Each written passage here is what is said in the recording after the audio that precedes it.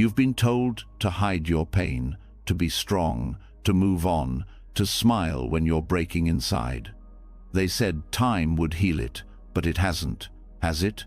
You still feel the ache, the tightness in your chest, the thoughts that won't stop spinning, the sadness that won't go away. No matter how busy you stay, no matter how hard you try. But what if the answer wasn't outside of you? What if peace wasn't in forgetting, but in finally understanding? For over 500 years, Buddhist wisdom has quietly held the key to healing, to peace, to freedom from suffering. Not through escaping emotions, but by sitting with them and seeing through them. By learning how to breathe with pain, not run from it. Tonight, that wisdom is yours. As you listen, something will shift. The noise in your mind will soften. The heaviness in your heart will start to lift. Not because the pain disappears, but because you'll stop fighting it. This isn't just another bedtime audio. This is a deep reset, a gentle unraveling of all the hurt you've carried too long. By the time you wake up, you'll feel lighter, clearer, more whole. Because real healing doesn't shout, it whispers.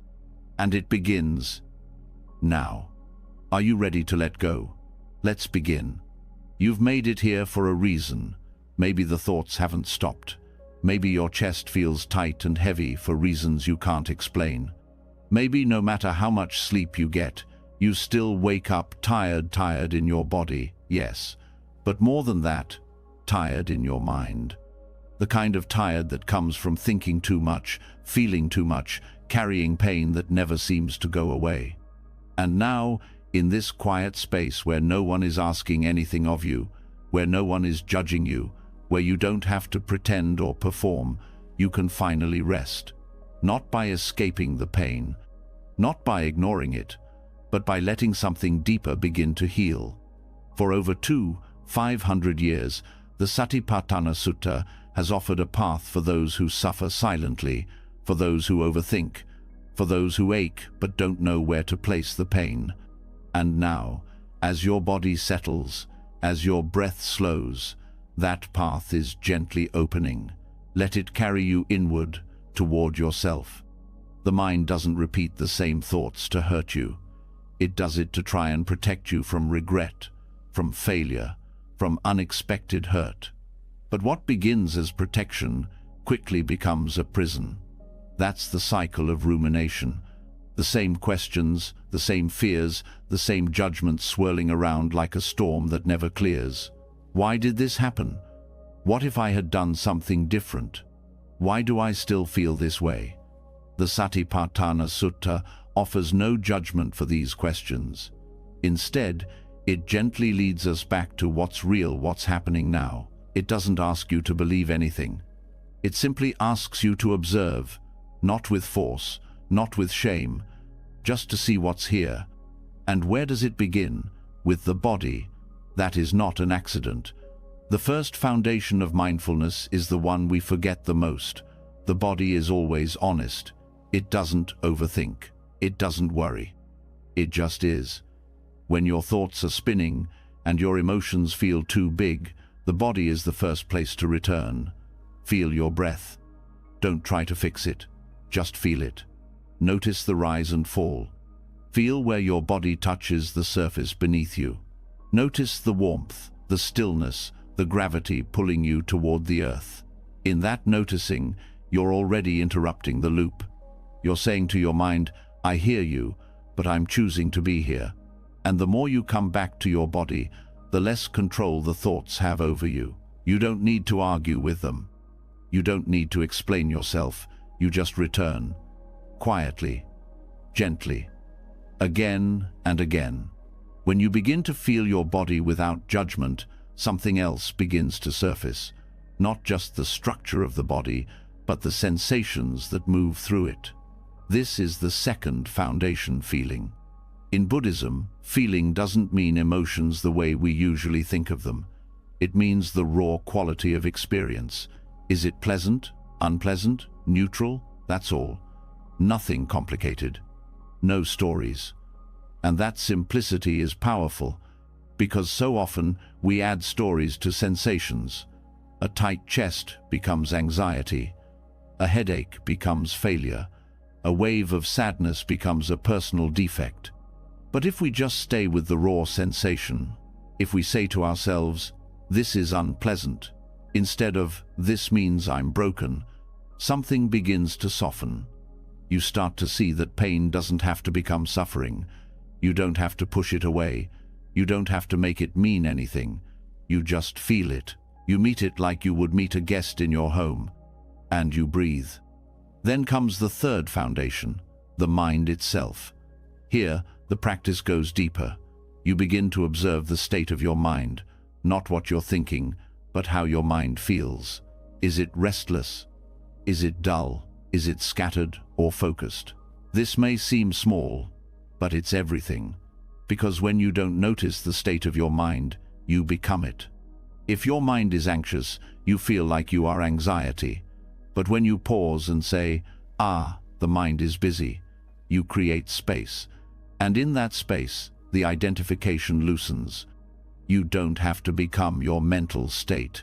You can witness it with curiosity, with care. This isn't a trick or a distraction. It's a way of remembering that mental states come and go. None of them are permanent. None of them are who you are. They're weather systems, not identity. And now we arrive at the fourth foundation, dhammas. These are mental patterns, teachings, structures of experience. This is where the deepest insights come. Here you begin to see what drives your rumination. Maybe it's craving, a wanting for things to be different, a longing to go back and change something, or to fast forward and escape the uncertainty of now. Maybe it's aversion, pushing away of discomfort, or maybe it's just confusion, feeling lost in the fog of thought. These aren't personal flaws. They're universal patterns. Everyone experiences them. And when you see them clearly, they lose their grip. The Buddha taught that by understanding these patterns not with analysis, but with presence, we can stop being pulled around by them. You notice the craving, and instead of chasing it, you feel what it does in your body. You notice the aversion, and instead of tightening, you soften. You notice the confusion, and instead of resisting, you breathe through the fog. And just like that, you're back in the body, back with feeling, back in presence. This isn't about solving your thoughts. It's about seeing them clearly and choosing to stay grounded in what's real. The most powerful part of this practice is that it doesn't ask you to escape anything. It invites you to stay, not to suffer, but to know the nature of suffering so deeply that it begins to transform. Rumination thrives in resistance. It feeds on trying to fix the past or predict the future. But mindfulness lives only in one place, the present. And when you return to this breath, this moment, you're stepping out of the loop. You don't have to stop the thoughts. You don't have to force peace. You just watch. You feel. You breathe. Again and again. And each time you do, the cycle weakens. The habits lose energy. Not because you fought them, but because you stopped feeding them. Awareness is what breaks the loop. Gentle, quiet awareness that sees clearly and reacts less. This is not a quick fix. It's a slow, deep shift. A retraining of how you meet yourself.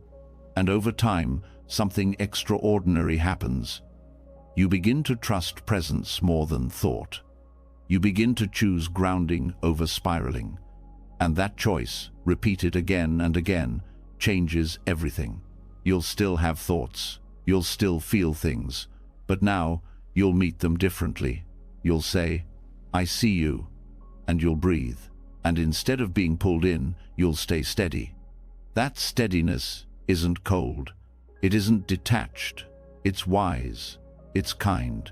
It's a kind of strength no one can take from you, not even your own mind. That's what the Satipatthana Sutta offers, not a system of belief, but a way of seeing, a way of living, a way of coming home to what is real and letting go of what no longer serves.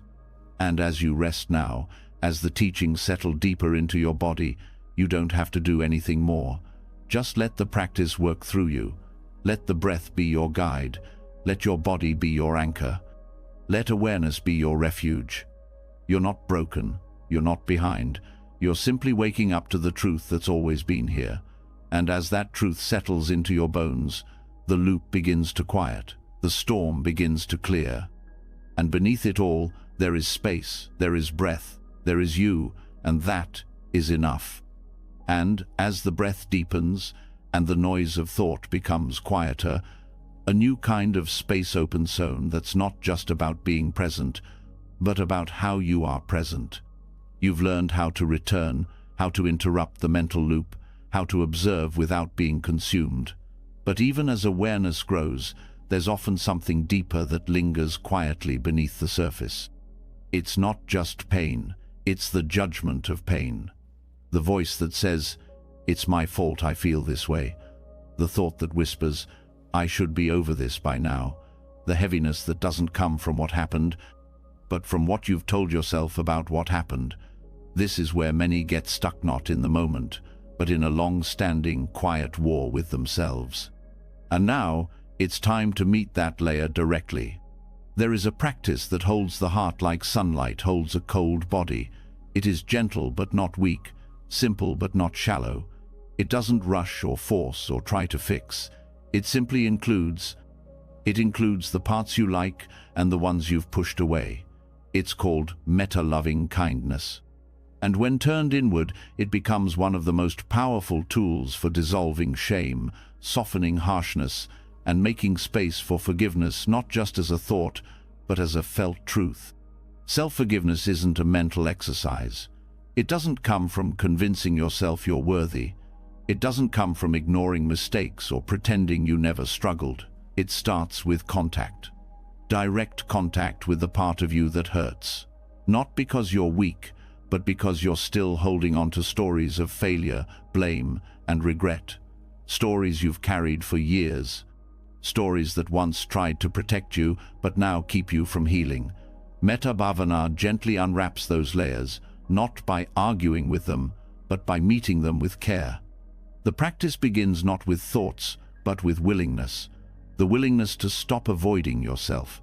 To sit with the part of you that feels unworthy, not with criticism, but with warmth. Not with judgment, but with softness. You start by repeating phrases not to control your feelings, but to shape your relationship with them. Phrases like, "May I be kind to myself," or "May I be free from the weight of self-judgment." You don't have to believe them at first. You only need to say them, to offer them like seeds into the soil of your own heart. Each phrase is a gesture, a quiet bow toward your own humanity, a reminder that even the parts of you you've hidden are still worthy of love, not because they're fixed. Not because you've done something to deserve it, but because you exist. That's enough. You might notice resistance. The mind may say, "But I don't deserve this," or "This is pointless." That resistance is part of the process. It's not a sign to stop. It's a sign you're getting close to something real. You meet the resistance, too, with loving kindness. You don't push it away. You say, "May even this part of me feel understood." What begins to change isn't just how you feel, it's how you hold what you feel. Instead of carrying pain like a burden, you hold it like a small, trembling child, not to indulge it, not to wallow, but to care for it so it doesn't have to scream to be seen. Most self-judgment is a cry for attention, for acknowledgement, for safety. When you respond with kindness, the cry softens. The need to keep proving, defending, punishing begins to dissolve. And forgiveness unfolds not as a moment, but as a series of quiet choices. The choice to say yes to your own worth. The choice to stop measuring yourself against an invisible standard. The choice to accept that being human is messy and still sacred. Loving kindness directed inward also begins to shift your nervous system. It slows down the internal fight-flight response that gets triggered every time you remember a mistake or feel ashamed. It tells your body, "You're not in danger anymore," and the body listens. shoulders drop, breathing deepens, muscles unclench. Not because everything is fixed, but because you've made contact with something deeper than the wound, your own inner refuge. In practicing metta for self-forgiveness, you learn to be a home for yourself. You stop waiting for someone else to tell you you're enough. You stop outsourcing your worth to other people's approval. You start recognizing your own capacity to offer what you've always needed: acceptance. Not the kind that says everything is fine, but the kind that says you're still lovable, even in this. You also begin to see how much energy has been spent in self-attack, how often your inner voice criticizes rather than supports. You see how that voice was shaped not by truth, but by fear, by old conditioning, by misunderstanding. And once you see it clearly, you no longer have to believe it. You can respond instead with care.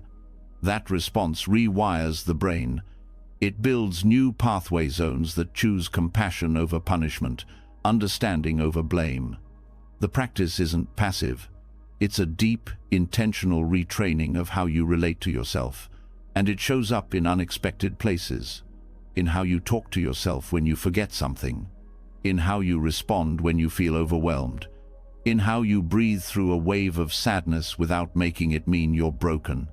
Loving kindness directed inward doesn't mean you stop growing. It means you stop growing from fear. You grow from support instead. You become your own ally. Not by pretending to have it all together, but by staying close to yourself when you don't. There is no part of you that doesn't deserve to be seen. No memory too painful, no regret too old, no mistake too deep. Every part of you that hurts is asking to be met with care. Not fixed, met. Metta Bhavana offers you a language for that care, a rhythm for it, a structure that, when practiced with sincerity, begins to melt even the oldest walls. You may begin to notice moments where kindness arises naturally, where you catch a harsh thought and replace it with a breath, where you feel tenderness instead of shame, where you offer yourself silence instead of scolding. These are signs of healing. Subtle but powerful. They grow, not by force, but by gentle repetition. The practice also reveals where your compassion has limits, where you still withhold love from parts of yourself. Not to shame you, but to invite you to open further. To say, even here, I will offer kindness, especially here. This is not about pretending everything is okay. It's about relating to what's not okay with a heart that doesn't close. That is what dismantles shame. That is what dissolves unworthiness. Not clever thoughts, not external validation, but your own willingness to stay, to care, to love, even when it's hard, especially when it's hard. There is a strength in this practice that goes unnoticed by the world. A quiet, unshakable power that comes from no longer turning against yourself, from choosing, moment by moment, to speak to yourself like someone you care about. That is the essence of self-forgiveness. You no longer demand perfection to offer love. You no longer wait for all the pain to go away to feel worthy. You stop chasing wholeness and start realizing it was never missing. That it's here, now, underneath the layers. Metta peels those layers back, gently, over time. And what remains is you. Not the wounded version, not the perfect version. Just the honest human being who breathes, who tries, who hurts, who hopes. And who, through this practice, begins to remember something ancient and true. You are not the story of what went wrong. You are the capacity to love through it. Let the words continue, even when it's hard, especially then. Let the breath be your anchor. Let the phrases be your compass. Let the heart soften slowly. This is the work, not to become someone else, but to return again and again to the parts of you that were never broken, only waiting to be seen. And if you forget, if the harsh voice returns, if the pain rises again, you start over. That's the beauty of this path. It never runs out of second chances. Every breath is a new beginning. Every phrase, a new offering.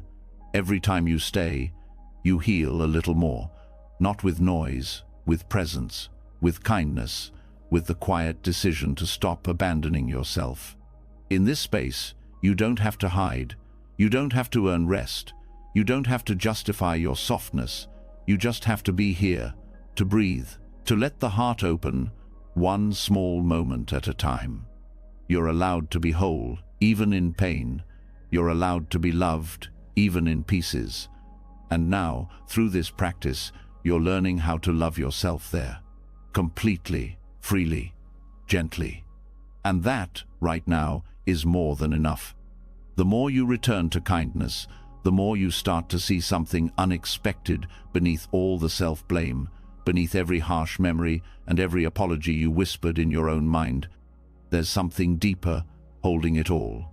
A quiet identity built on wounds, the one who failed, the one who wasn't enough, the one who should have known better.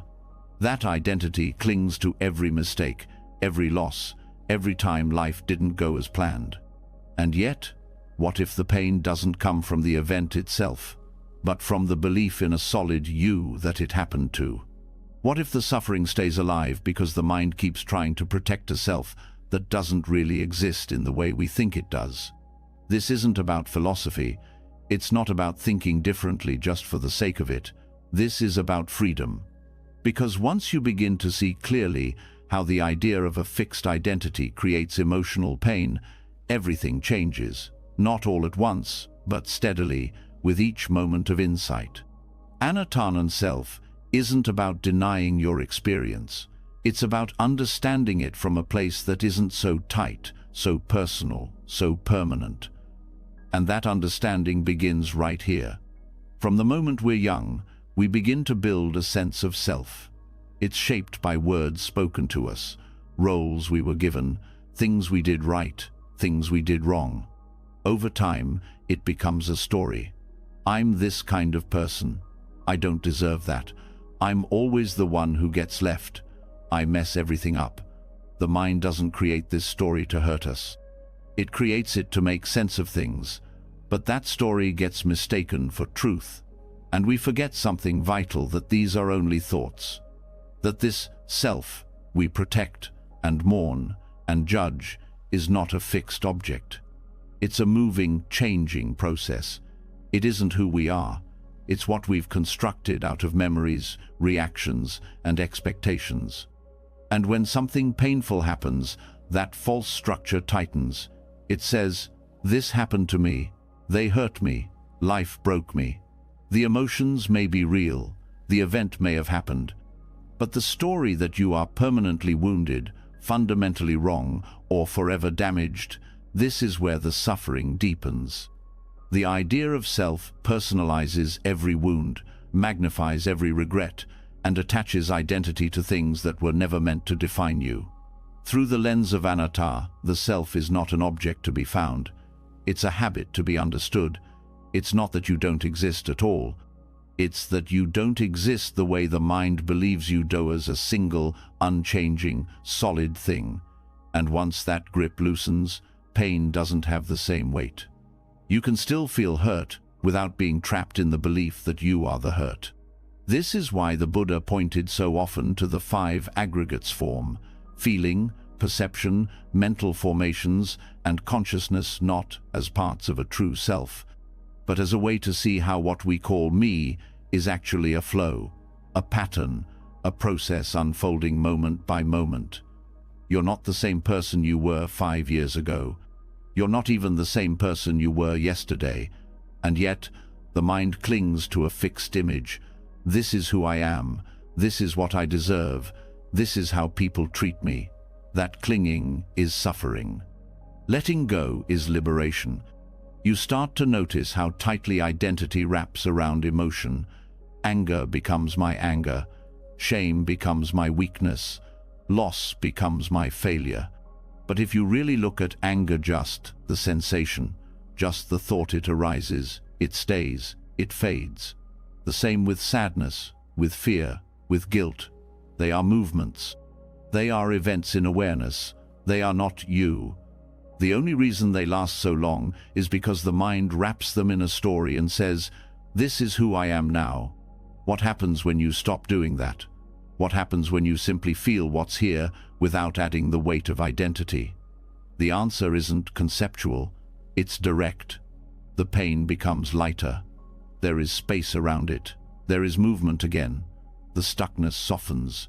You start to see emotions not as attacks on your worth, but as weather patterns moving through the sky of awareness. And you are not the weather, you are the sky. This isn't disconnection, it's deeper intimacy. You don't stop feeling. You feel more honestly, more clearly, because now there's no need to protect a fragile ego. You don't need to spin stories to maintain a version of yourself. You can meet what's true with gentleness. You can say, "Ah, this is sadness," instead of, "Why am I always this broken person?" And that changes everything. In the beginning, the mind will resist. It will say, "But of course I'm me. Of course I'm the one who was hurt." That voice isn't wrong, it's just used to living in a world of stories.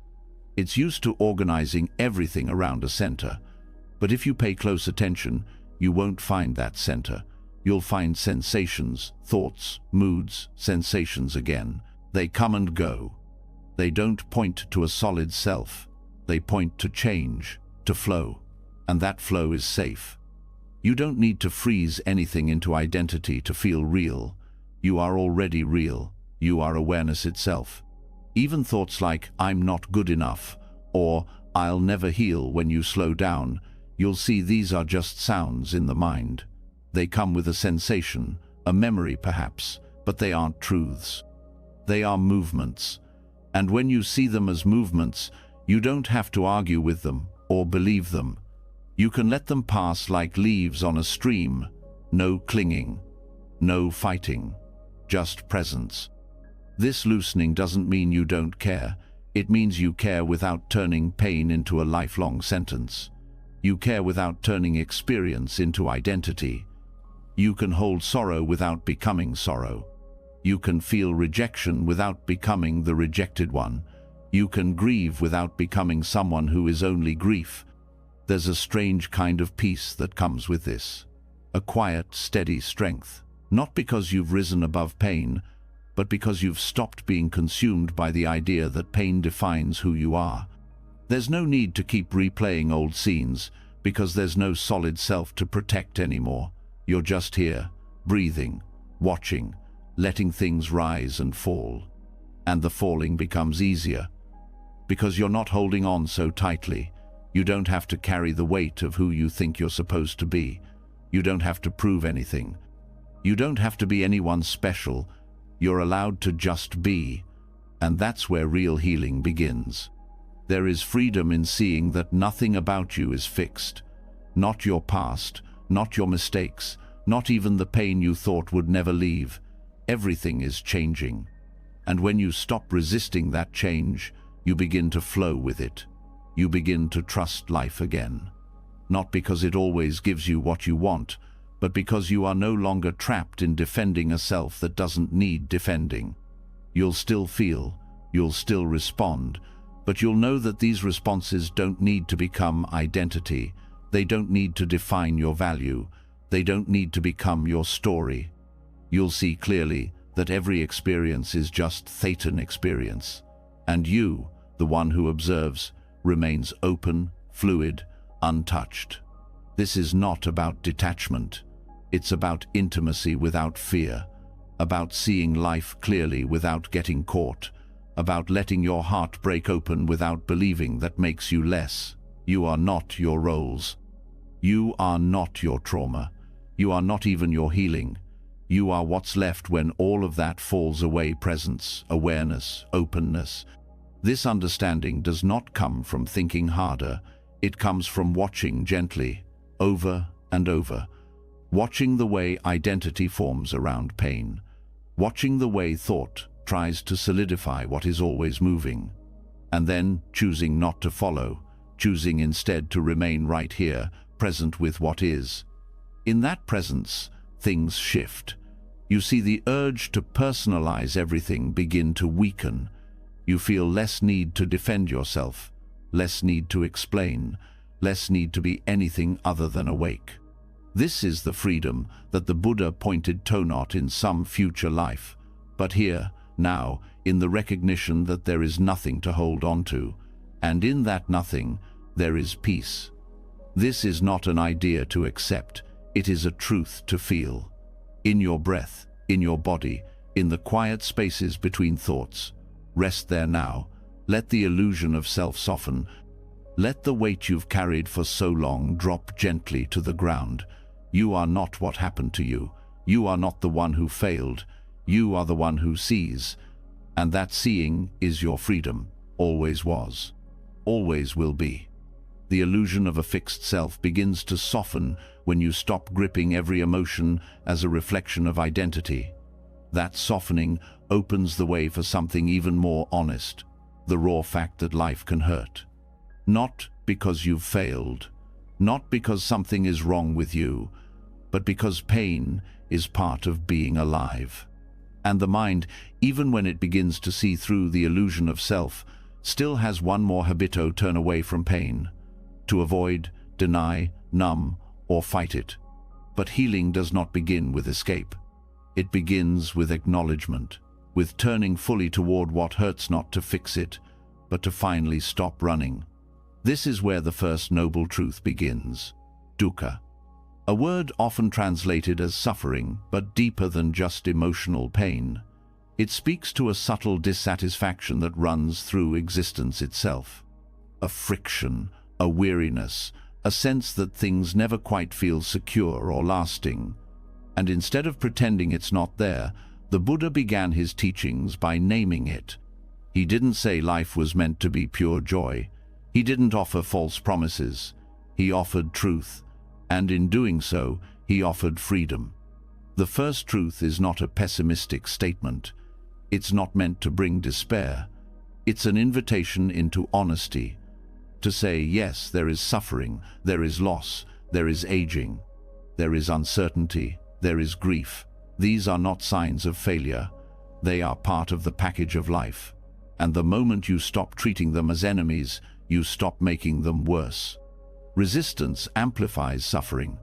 Avoidance makes pain grow louder, but turning toward it not with drama, not with panic, but with clarity is the first act of peace. That turning is subtle. It's not a dramatic moment. It's the quiet decision to sit with discomfort without needing it to go away. It's saying, this hurts, without adding, and that means I'm broken. It's noticing fear without needing to control the outcome. It's being present with what the heart is holding, even if it's heavy. And in that presence, something changes. Pain is still there, but it no longer owns you. It no longer defines your reality. It becomes something that can be met, felt, understood, not something you have to fight or hide from. This kind of honesty requires courage, not the kind that pushes through, the kind that stays still, that listens, that allows space for what's real, even when what's real is uncomfortable. And in that space you begin to notice, pain is not constant. It has texture, it has movement, it rises, it pulses, it quiets. You begin to feel the difference between pain and the story about the pain. The pain may be sharp, but the story says it will never end. The pain may feel lonely, but the story says it means no one cares. And once you see the story clearly, you're no longer trapped inside it. Turning towards suffering also reveals its universality. The mind often says, why me? But when you stay present, you begin to see, this isn't just your burden, it's the human condition. Everyone hurts. Everyone carries something. There is nothing shameful about that. There is nothing personal in the fact of dukkha. It's not a punishment. It's not proof of inadequacy. It's simply what happens when life is impermanent, when bodies change, when hearts love and lose. And knowing that brings compassion not just for yourself, but for others. You begin to soften, not just toward your own pain, but toward the pain you see in strangers, in friends, in those you never understood before. The first noble truth also shows you how much time is lost in avoiding what can't be avoided. How much energy is spent trying to control things that are naturally out of your hands. When you stop fighting the truth of suffering, you free up that energy.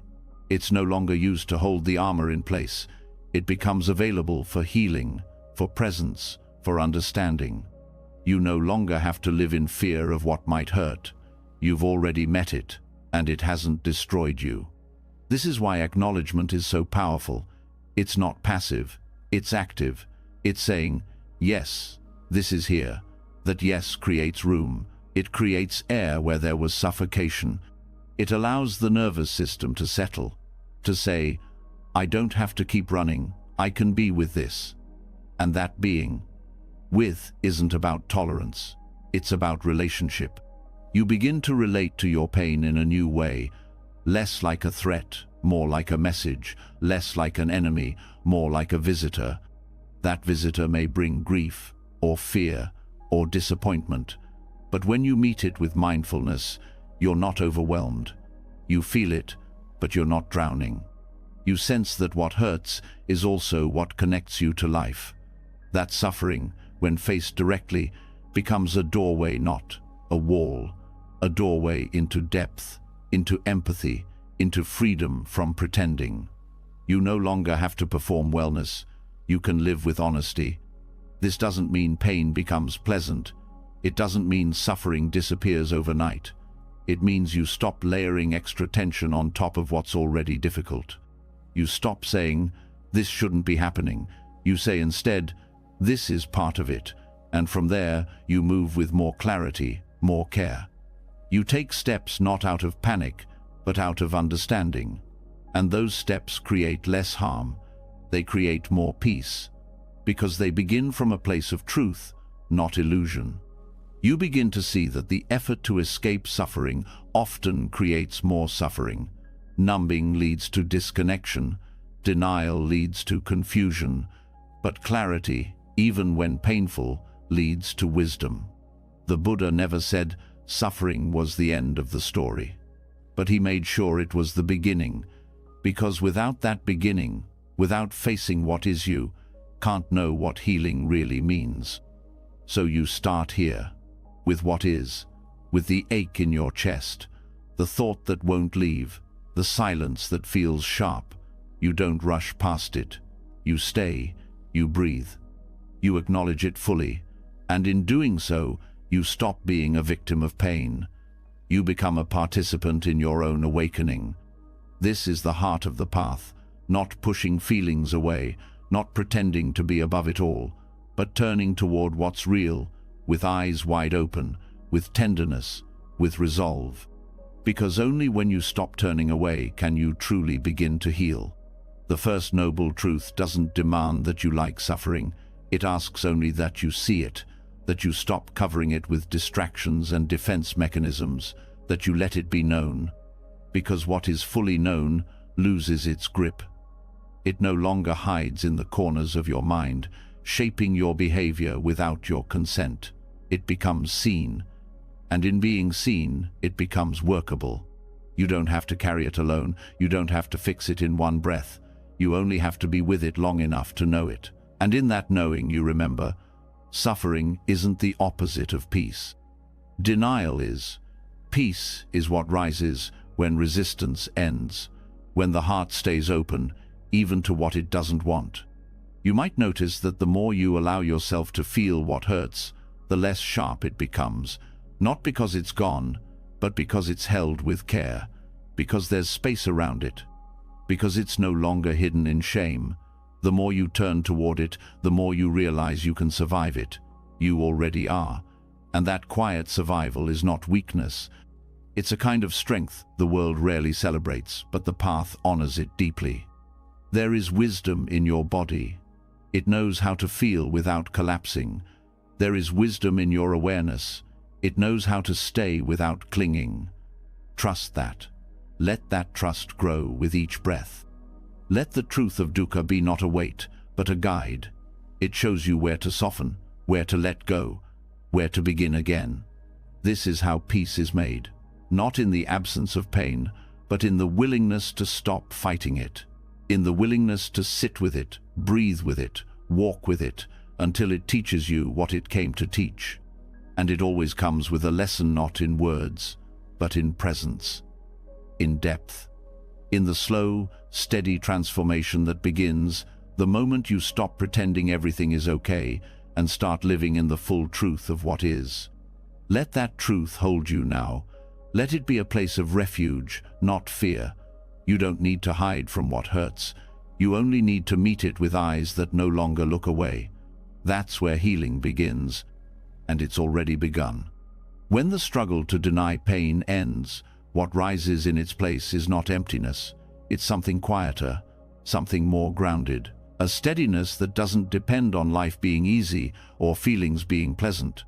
After turning towards suffering, not resisting, not running, what's left is the space to stand inside experience without being broken by it. But this space isn't numbness, it's not disconnect. It's a quality far more profound, something the Buddha called upekkha, equanimity. And it holds the potential to shift how we meet every emotion, not by pushing it down, but by holding it in a way that transforms reaction into understanding. Equanimity is often misunderstood. It's not coldness. It's not detachment from life. It's not pretending not to feel. It is full presence with what is, without grasping, without resisting, without clinging to outcome. It's standing in the middle of joy and sorrow, praise and blame, gain and loss, and not being torn apart by either side. It's the ability to remain open while not being overwhelmed, to care deeply while not losing yourself in the weight of caring. This balance is not natural for most. The heart tends to swing. When pleasure comes, the mind clings. When pain arrives, it contracts. This tug-of-war leads to constant agitation. But equanimity is the quiet strength that knows how to let things be, not out of weakness, but out of wisdom. It sees clearly that everything, every feeling, every thought, every moment is moving. And because it's moving, you don't need to grip it. You can feel fully without falling in. To develop equanimity, you begin where you are. You observe how the mind reacts. You watch how it wants to chase comfort and avoid discomfort. You don't judge that. You simply notice it. You see how tightly the body holds when things feel unfair or uncertain. You recognize the stories that rise when emotions are strong, and instead of pushing them down, you breathe into them. You give them space. Not to indulge, not to analyze, just to allow. In that allowing, balance is born. Because when you're no longer fighting or feeding emotion, you're simply with it. You're not drowning in anger. You're aware that anger has arisen. You're not lost in fear. You're holding space for fear to be felt. That awareness is not passive. It's what allows you to act without being driven by reactivity. Equanimity gives you choice, not by controlling your emotions, but by not being controlled by them. It also teaches you that everything passes. This is not just a comforting phrase. It's a deep truth that equanimity makes real. The mind says things will never change, that the discomfort you feel now will last forever. But equanimity sees the impermanence in all things. It notices the subtle shift from heavy to light, from intense to soft, from stuck to open. When you trust impermanence, you don't need to panic when feelings rise. You know they won't stay. You can stay steady as they pass through. This steadiness doesn't make you less human. It makes you more fully present. Because now you're not reacting to every emotional wave as if it's a threat. You're not being pulled in 10 directions by things outside your control. You're rooted. That root is not indifference. It's love made wise, compassion made stable, awareness made strong enough to hold whatever life brings without collapsing under its weight. Equanimity also shows up in relationships. When someone praises you, you don't get inflated. When they blame you, you don't shrink. You remain grounded in your own inner knowing, not arrogant. Not defensive, just steady. You're not seeking validation from every interaction. You're not trying to win or avoid judgment. You're listening with clarity, speaking with care, and staying rooted in what you know to be true. That calm becomes a refuge for others. People feel it. They feel safer around someone who doesn't overreact, who doesn't need to be right, who can stay soft in the face of intensity. In emotional storms, equanimity becomes your shelter. Not by hiding from the rain, but by standing in it without being washed away. It's the quiet voice inside that says, "This too will pass." And even when it doesn't pass quickly, it says, "I can meet this without losing myself." That's real power, not force, not control, but presence that can endure. Training in equanimity doesn't mean you stop feeling joy or sorrow. It means you stop grasping at one and resisting the other. You start meeting both with the same open attention. Joy comes, and you smile, but you don't cling. Sorrow comes, and you breathe, but you don't collapse. The mind may still try to hold on. The heart may still want certainty. But with practice, you notice those movements without being caught in them. This noticing becomes your teacher. You learn to stay with discomfort longer, not to suffer more, but to suffer less by not flinching. You learn to pause when something beautiful happens, not to make it last forever, but to be fully there while it's here. You learn to stay connected in the face of others' pain, not by carrying their suffering as your own, but by holding space without drowning in it. Equanimity also brings deep freedom in letting go. The mind loves to replay events, to hold grudges, to keep the past alive as proof that something went wrong. But equanimity sees that holding on to what already ended only continues suffering. It lets go not out of apathy, but out of understanding. You don't need to keep grasping a pain just to prove that it mattered. You can honor it, learn from it, and still release it. Letting go is not forgetting. It's not denial. It's a gentle decision to stop carrying what can't be changed, to stop gripping what's already moved. This kind of release is only possible when you trust that you can face life as it is, without needing it to be different in order to be okay. That's the wisdom of balance. Equanimity also connects to the body. You start to feel how emotions affect your breath, your muscles, your posture. You begin to notice tension rising before your mind even names the emotion. And in noticing, you soften. You breathe more slowly. You open your hands. You respond to the body's signals with care instead of ignoring them. That physical balance supports emotional steadiness. You're no longer bracing against the world. You're flowing with it. In moments of deep uncertainty, equanimity becomes a compass. When the mind doesn't know what will happen, when the future is unclear, it offers calm. Not by giving answers, but by reminding you that you don't need certainty to be present. You don't need guarantees to take the next step. You only need to stay with what's here and respond with clarity. This doesn't mean every situation becomes easy, but your relationship with difficulty changes. You stop asking life to be fair and start asking how to meet life fairly. You stop demanding comfort and start building resilience. And that resilience isn't harsh or rigid. It's fluid. It bends without breaking. It listens without needing to fix. Equanimity also teaches humility. You begin to see that you can't control everything, not how others think, not what the world does, not even your own emotions, but you can choose how to meet what arises.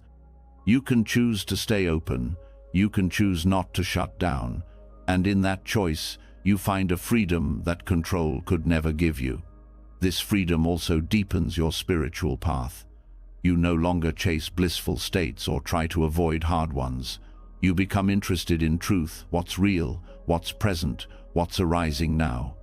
That curiosity keeps you grounded, it keeps you honest, and it keeps you awake in the moments when the mind would rather turn away.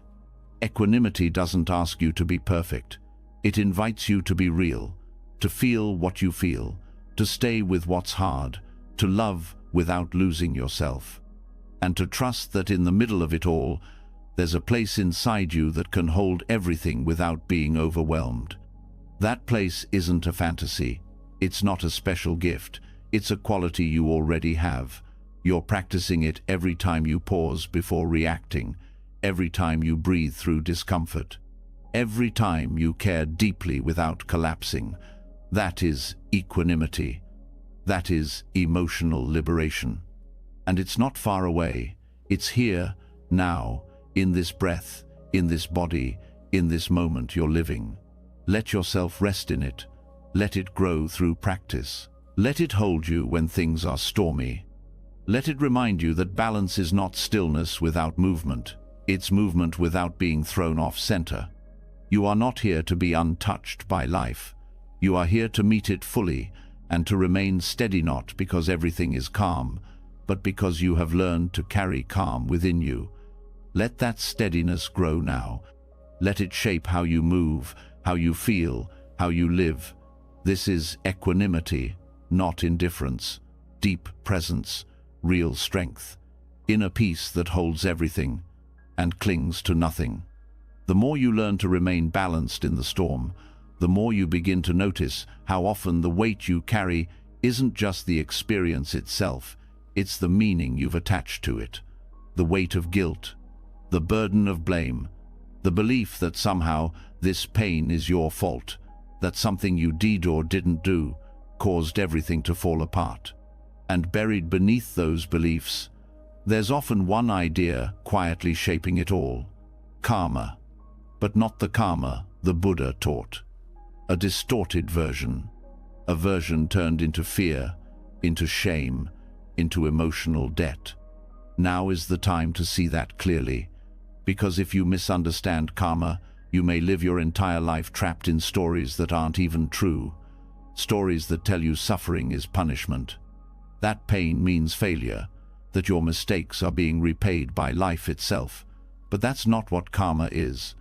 And until you understand it deeply, it will keep feeding self-blame and locking you into a cycle of emotional heaviness. Karma, as the Buddha taught, is not a cosmic justice system. It's not a scoreboard. It's not personal revenge from the universe. It's simply the law of cause and effect. What you do, think, or say plants a seed. That seed, when the conditions are right, brings a result. It's not a judgment. It's not a moral sentence. It's just how things move. Just as fire burns and water flows, actions lead to outcomes. But those outcomes are not punishments. They're natural results. That difference changes everything. When you believe karma is punishment, you live with fear. You look at your pain and think, this is because I deserve it. You take every setback as a sign of your failure, every illness as retribution, every loss as proof that you've done something wrong. That interpretation doesn't bring wisdom, it brings shame. And shame doesn't lead to growth, it leads to hiding, to silence, to the tightening of the heart. But when you begin to understand karma as neutral, not moral, not emotional, just functional, you can begin to look at your life with clearer eyes.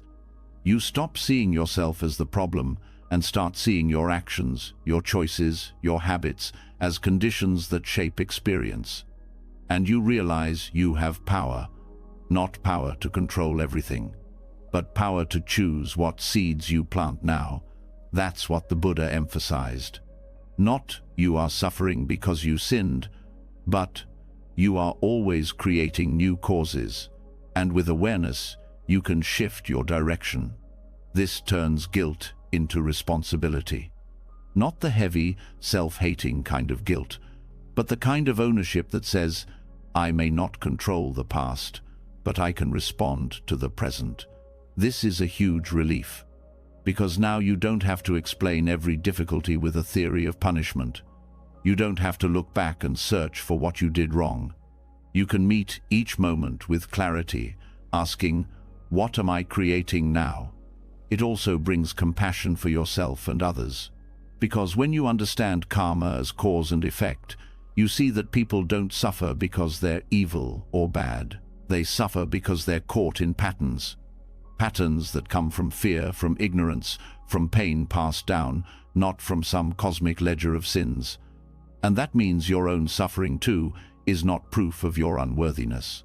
It's a chance to understand the pattern, and once you understand it, you can start to let it go. There is a kind of emotional cruelty that happens when karma is used as blame. When people are told, directly or subtly, that they attracted their pain, or created their illness, or caused their abuse. That kind of thinking is not only inaccurate, it's harmful. The Buddha never taught that all suffering is the result of personal past actions. He pointed to many causes: biology, environment, other people's actions, randomness. Karma is only one part, and it's not always traceable. Sometimes effects happen without a clear, linear cause. Life is complex. The human mind loves simple answers, but the truth is more layered. Understanding karma means respecting that complexity, not reducing it to blame. It also means releasing the obsession with fairness, the idea that everything must happen for a reason or that the universe owes us justice is not part of karma. Karma doesn't guarantee fairness. It guarantees patterns. Sometimes those patterns are interrupted by other forces. Sometimes they don't ripen in ways we expect. When you let go of the demand for perfect fairness, you stop being shocked by life's messiness. You start focusing on what you can do now, not what you think you should have been spared from. And this now is where karma truly lives. Not in your past, not in your imagined future, but in your present intention. Every word, every thought, every choice is a cause. Some of them are small, some are big. All of them shape what comes next. That's not a reason to fear every move you make. It's a call to wake up, to act from wisdom instead of habit, to plant seeds that bring peace, not more confusion. You can't undo every past cause, but you can stop feeding old patterns. You can notice when guilt rises and choose not to act from it. You can notice when fear shapes your decisions and come back to clarity. You can offer kindness even when you're hurting. That is how karma becomes a path to healing, not through punishment, but through presence. You may still feel regret. That's human. But with right understanding, regret becomes tender. It becomes a reminder of growth. It says, I see more clearly now. It doesn't say, I am terrible. And when others are caught in their own harmful patterns, this view of karma lets you hold their pain without judgment. You see their actions as causes. You see their behavior as conditioned. That doesn't excuse harm, but it explains it. It makes room for compassion and boundaries at the same time. Understanding karma also means letting go of perfectionism. You're not here to live a life of flawless causes and perfect effects. You're here to learn, and learning means mistakes. Every being on this path has planted seeds they regret. The point is not to be clean. The point is to be honest, aware, humble, willing to shift. This is what emotional healing requires. If you think pain is punishment, you'll avoid it. You'll shame yourself into silence. But if you see it as a messenger, a result of causes you can study, respond to, and outgrow, you'll begin to transform. Not instantly, not completely, but steadily, with every moment of mindfulness, with every small choice toward kindness. There's a deep relief in knowing that life isn't out to get you, that you are not being punished, that the universe is not holding a grudge. There's relief in knowing you are not the sum total of your worst decisions. You are not stuck. Every new intention is a new cause. Every new cause is a movement forward. This perspective allows you to look back on your life without collapsing into shame. You can see where things hurt and understand the patterns without needing to take it all personally. You begin to say, this happened and it shaped me, but I'm not locked in it. That shift is quiet. It doesn't come with fireworks, but it is the start of freedom. You may still grieve. You may still wish things were different. But now that grief isn't poisoned with blame, it becomes clean. It becomes a form of love for your own humanity. And in that love, karma becomes your teacher, not your judge. This is the heart of it. Karma doesn't explain everything. It doesn't control everything. But it gives you something real to work with, not by looking for cosmic justice, but by living with clarity now, by planting seeds that reflect the peace you want to feel, by releasing the tight fist of guilt and allowing your life to unfold with care. Let that care begin now. Let it shape how you speak to yourself. Let it shape how you meet the past. Let it open the door to action, not from fear of consequence, but from the wish to end harm, inside and out. This is what karma really offers, not a reason to suffer, but a reason to pay attention. Not an excuse to punish, but an invitation to grow. When that's clear, the burden of guilt lightens. The need to find fault softens. And in its place, a new question rises: what am I cultivating right now? That question is freedom. That question is the start of everything. When you stop believing that life is punishing you and begin to understand your choices, conditions, and patterns as part of a natural unfolding, something unexpected opens up. You no longer hold on to your guilt like a sentence.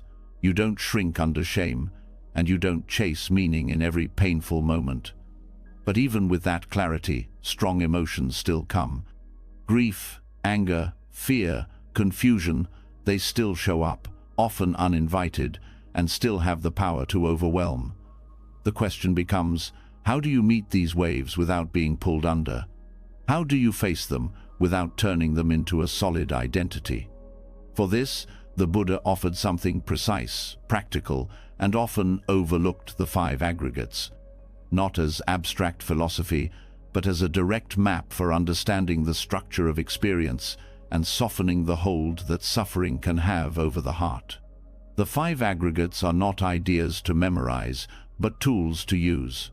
They describe the basic components of what we call the self: form, feeling, perception, mental formations, and consciousness. These are the building blocks of all experience. Everything you call me is made of these 5. And when you begin to observe them, not as fixed parts of identity, but as processes, as events, you start to see through the illusion of solidity that gives emotional pain its grip. Start with form. This is the body, physical sensation, breath, contact with the world, through the senses. When you feel grief, or fear, or rage, it shows up in form first. A tightening in the chest, a heaviness in the limbs, a racing pulse. The mind says, I am afraid, but the body says, there is tightness here. That shift from identity to observation is the first movement toward freedom. You're not the fear, you are noticing the body's response. And in that noticing, the fear begins to loosen, not because it goes away, but because it's not feeding on the belief that it is you. Feeling comes next.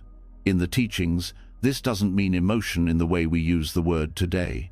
It means the raw flavor of experience, pleasant, unpleasant, or neutral. When anger arises, it feels unpleasant. When sadness comes, it's often mixed. There's ache, but also release. When a memory appears, it carries a flavor, a texture, a tone. Seeing that feeling is part of the process helps you avoid becoming entangled. You can say, this is unpleasant, instead of, this is unbearable, or worse, this means I'm broken. The feeling is a signal, not a definition. And when you meet it with awareness instead of resistance, it begins to shift. Then there is perception. This is how the mind labels what is happening. A sound is labeled harsh. A look from someone is interpreted as disapproval. A sensation is named panic. Perception organizes experience into meaning, but perception is not neutral. It's shaped by memory, by bias, by mood, by history. When you're grieving, the sound of silence is interpreted as abandonment. When you're angry, a small gesture can seem like an attack. Understanding perception helps you question what you assume to be true. You begin to see that much of what you react to is not what's really happening, it's your filtered version of it. That realization breaks the spell. It lets you respond from the present, not from past wounds. Mental formations are the next aggregate. These include thoughts, emotions, habits of mind. They're the stories you tell yourself, the emotional reactions that arise without effort, the inner commentary that plays in the background. When you're hurting, this is where most of the suffering builds. A single painful thought can spin into a storm when it's wrapped in beliefs, judgments, and old narratives. But again, the moment you notice that these are formations, not facts, you begin to loosen their hold. This is a thought arising, you say. This is a story I've repeated many times.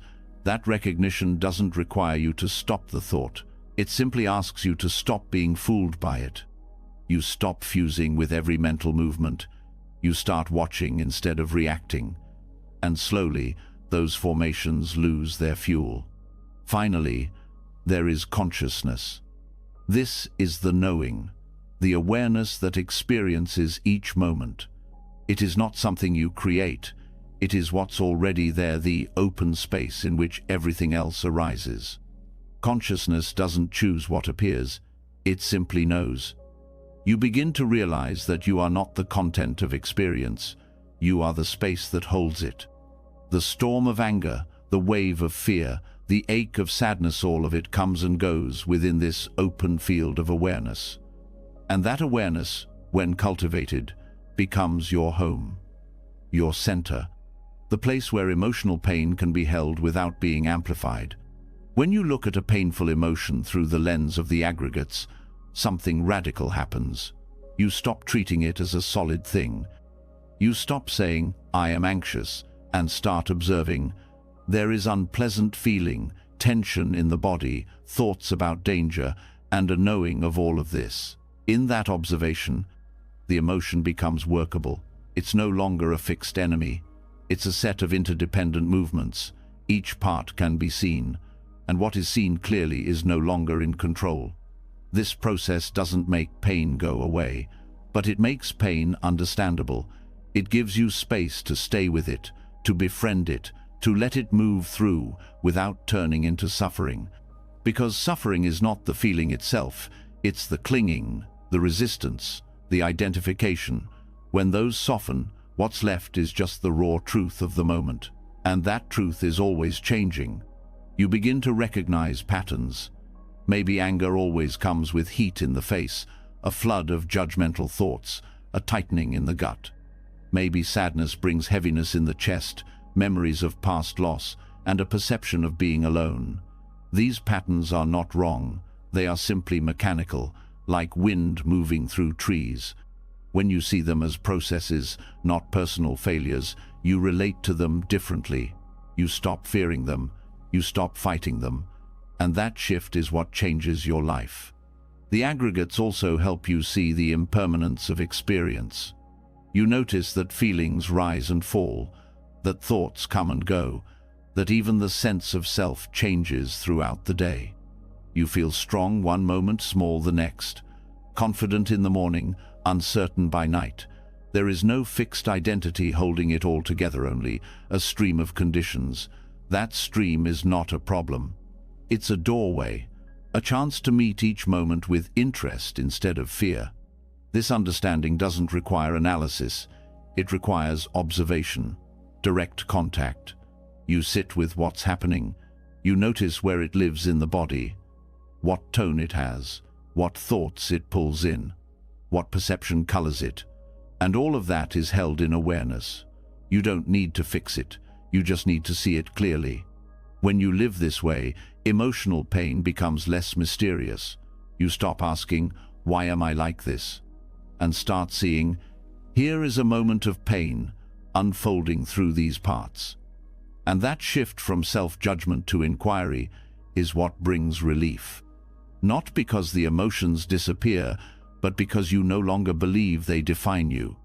You also begin to feel more compassion for others. because you see that their pain, too, is a process, not a personality flaw, not a moral weakness, just aggregates moving through conditions. You stop taking things so personally. You see the patterns behind the words, the causes behind the reactions. And in that clarity, you find more room to respond with kindness, with understanding, with space. This framework does not require belief. It doesn't ask you to accept doctrine. It simply asks you to look, to pause, to feel, to notice how the self is not a thing but an event. How pain is not a punishment but a passing formation. How your job is not to fix yourself but to meet yourself as you are and watch, with quiet care, how even the hardest moments move. And they do move, even when they seem frozen, even when they've stayed a long time. With attention, they begin to shift, they open, they soften. Not through force, but through being held in the light of your own awareness. This is the gift of the aggregates. Not complexity, not philosophy. Just the chance to meet each part of your experience with enough space to see its nature, and in seeing, you are no longer caught. You are no longer owned by the emotion. You are free to feel without becoming, free to respond without reacting, free to live with depth and honesty without needing everything to be smooth. That freedom may not be loud, it may not be dramatic, but it is real.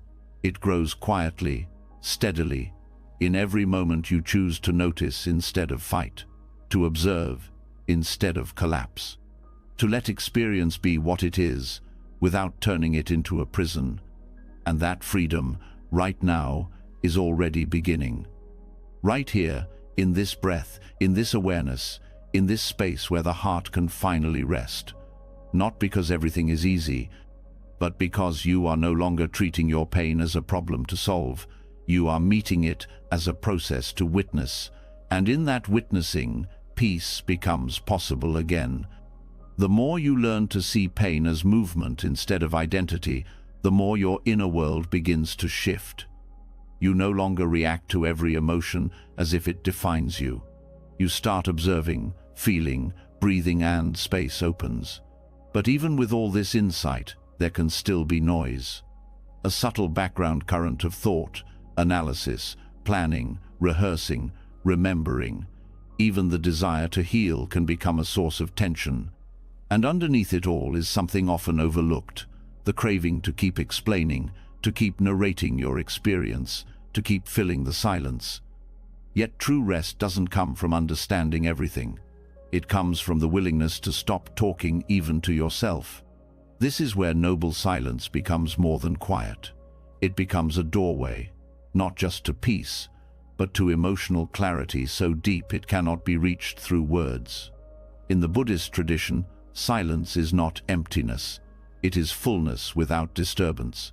It is the stopping of noise, not just external, but internal. It is the moment when the mind is no longer trying to fix, justify, interpret, or perform. It's not an absence. It's a presence that is vast, steady, and deeply alive. When you stop speaking both aloud and in thought, you begin to notice the subtle activity of your mind. How often it comments on everything, how quickly it jumps to conclusions, how it reaches for stories, arguments, identities, even in the stillness. And for many, that's when discomfort rises. The mind resists the quiet because it doesn't know how to rest in it. It feels unfamiliar. But if you stay, if you do not flee back into mental noise, something remarkable begins to unfold. Silence reveals. It brings to the surface what has been hidden, not through effort, but through non-interference. The emotions you've suppressed, the grief you haven't made time for, the subtle fears you've drowned in busyness, they rise, not to punish you, but because now, finally, there is space. You're no longer drowning them in distraction, you're letting them breathe. And in that breath, they begin to change. They become less threatening. You start to feel instead of explain. You start to know in ways words can't reach. This is not about force. Noble silence is not suppression. It is not trying to be quiet. It is the natural quiet that arises when there is no longer a need to escape what is. It's the stillness that grows when there is no agenda, when presence is enough, when the mind no longer needs to package reality into statements, but simply allows reality to be experienced directly. In silence, you also begin to see the gap between thought and awareness. You see thoughts arising, but you're no longer tangled in them. You no longer chase one after another. You don't need to finish every sentence in your mind. You don't need to solve the puzzle of your feelings. You just watch, and in that watching, thoughts lose urgency. You begin to trust that insight doesn't need to be forced. That understanding comes not through thinking harder, but through being more deeply present. There's a healing that happens when you're no longer talking to yourself about your pain. When you're not analyzing it or defending it or rehearsing the past, you're just being with it. That being with is what transforms, not immediately, not dramatically, but steadily, like water smoothing stone. Over time, you become softer, clearer, lighter, not because you've said the right things to yourself, but because you've stopped needing to say anything at all. In silence, you also rediscover your body. You begin to feel the rhythms of breath, the grounding of posture, the subtle tension in the jaw or belly. You return to the place where words have no entry, point the immediacy of sensation, and that return brings rest, not just physical but emotional. Because when the mind is quiet, the nervous system begins to settle, the inner alarms stop ringing. You realize that most of your exhaustion isn't from doing too much, it's from thinking too much. Even spiritual effort can become noise. Striving to be mindful, trying to let go, attempting to be better, these are all subtle forms of resistance. Silence cuts through that, not by achieving anything, but by offering nothing, and in that nothing, the heart breathes again. In monastic life, noble silence is not just a rule, it's a refuge. It's where monks and nuns learn to listen deeply not to others, but to themselves, to the patterns of the mind, to the truths that only arise in stillness. You don't need to live in a monastery to experience this. You only need to give yourself moments where you stop explaining, even in your head. Moments where you don't comment on your experience, you just experience. And that practice, though simple, is one of the most powerful forms of emotional release. Silence also teaches humility. Without the ability to speak or justify or prove, you're left with just what is. No story, no defense, just life as it unfolds. And in that simplicity, you see more clearly. You see that so much of what you've clung to has been propped up by words. The identity, the opinions, the wounds, all of it, narrated into being. When the narration stops, the weight begins to fall away. This does not mean you become passive. Silence does not take away your voice, it shows you when it's needed and when it isn't. You begin to speak less, but with more intention. You don't react to every thought or feeling. You listen. You wait. You let things settle.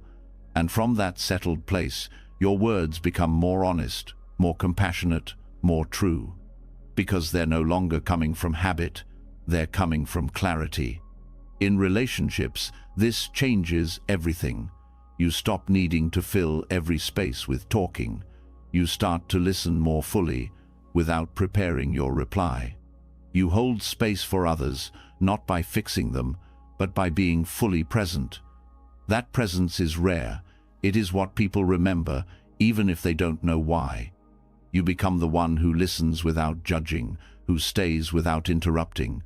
And in doing so, you become a source of quiet healing, not just for yourself, but for those around you. Silence also allows you to reconnect with mystery. In a world where everything must be named, labeled, categorized, silence reminds you that not everything needs to be understood. Some things only need to be felt. Some truths are too deep for language.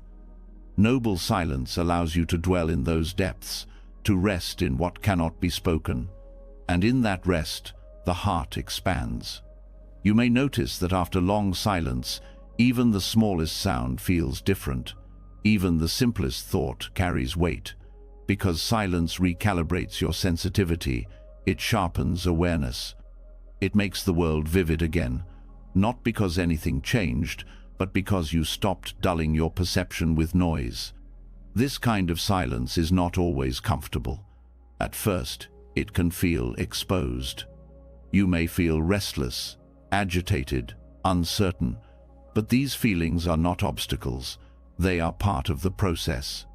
They arise because silence removes the layers that kept them hidden. When you stay with them, without speaking, without explaining, they begin to teach you, not through logic, but through presence. You feel their texture, you feel their movement. You begin to understand not with the mind, but with the whole of your being. And in time, you stop fearing silence. You begin to crave it, not as an escape, but as a return to what is essential, to what is honest, to what is real. Let yourself settle now. Let the internal narration soften. There is nothing to explain, nothing to fix, just this breath, just this presence. Let it be enough. In noble silence, healing is not something you do. It is something you allow. It rises not through effort, but through surrender.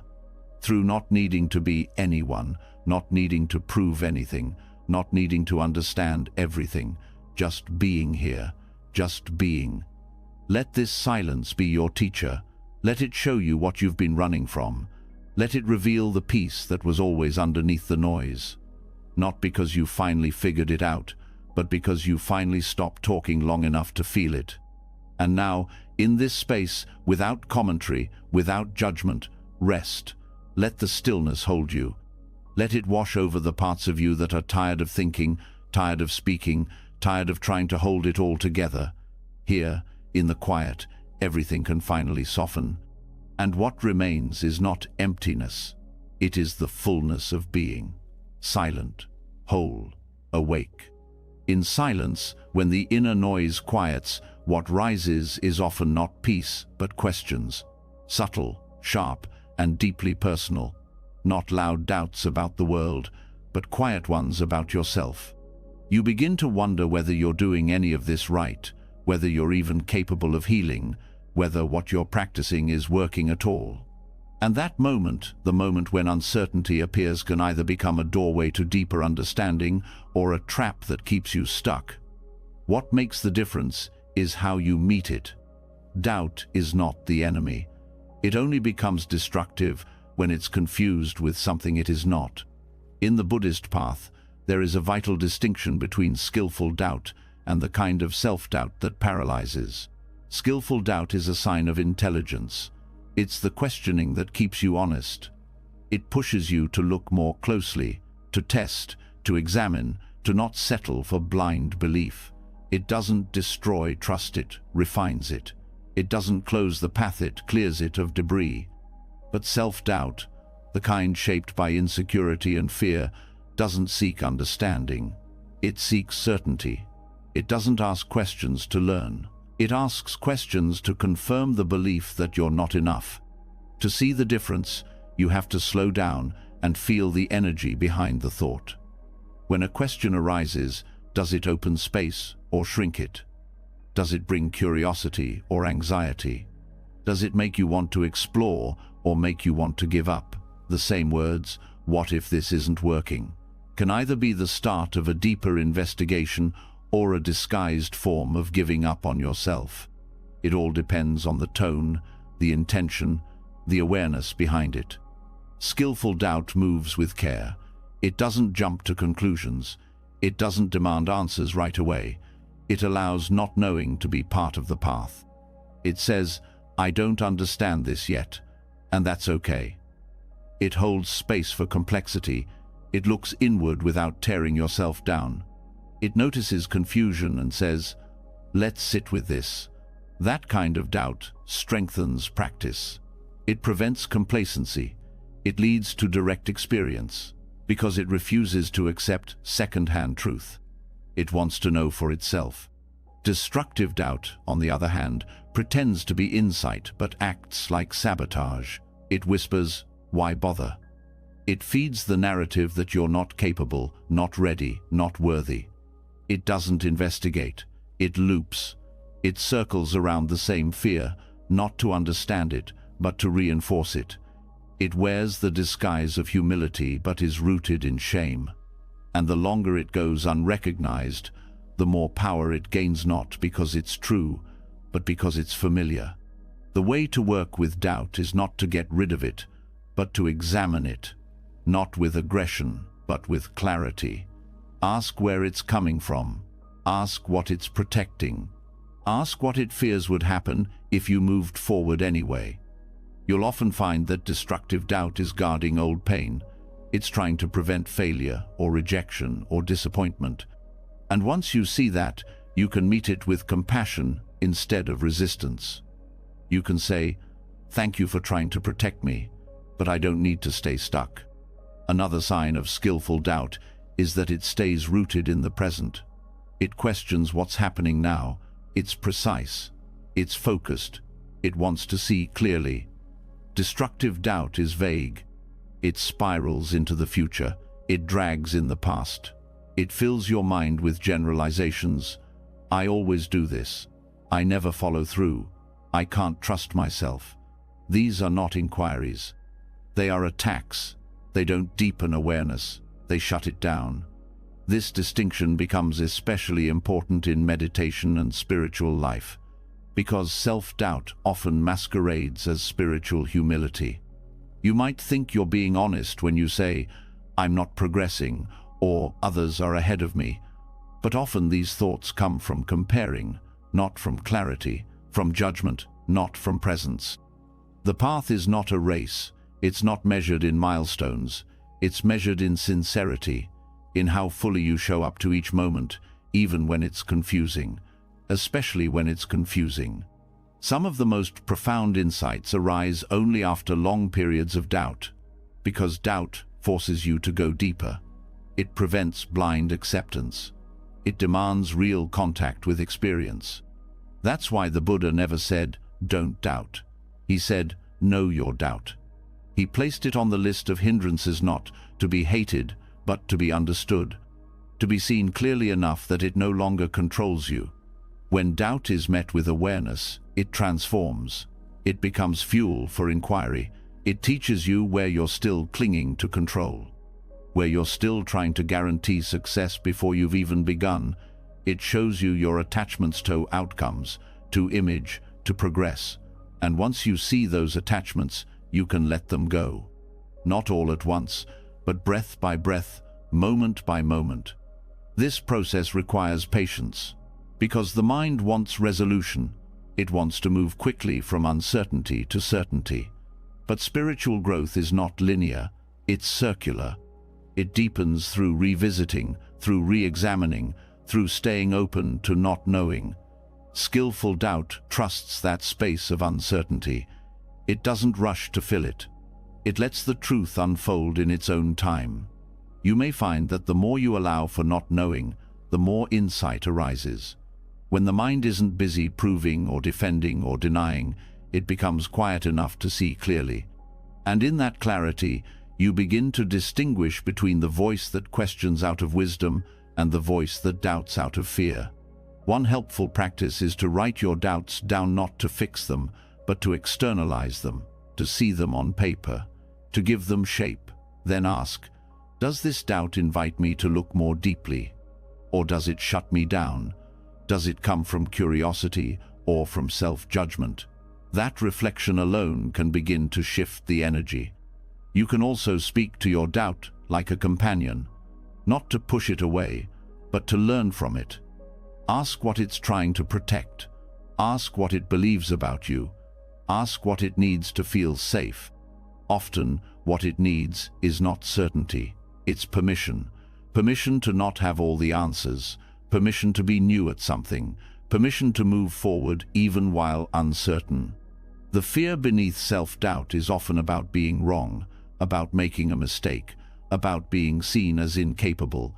But practice is not about avoiding mistakes. It's about being present enough to learn from them. Growth doesn't come from perfection. It comes from willingness. Willingness to try, to fall, to try again with clearer eyes. In spiritual inquiry, it's healthy to doubt teachings until you've seen their truth for yourself. But that inquiry must come from stability, not insecurity. From presence, not panic. When you ask, "Is this true?" ask with the heart, not just the mind. Ask from stillness, not agitation. And stay long enough for the answer to resonate in words, but in felt understanding. There is also a cultural layer to self-doubt. Many are taught to minimize themselves, to stay small, to not trust their own experience. When these voices show up on the path, they sound like humility. But true humility is not thinking less of yourself. It's thinking clearly, seeing your limits and your strengths with honesty, holding both without judgment. That balance is what allows real growth.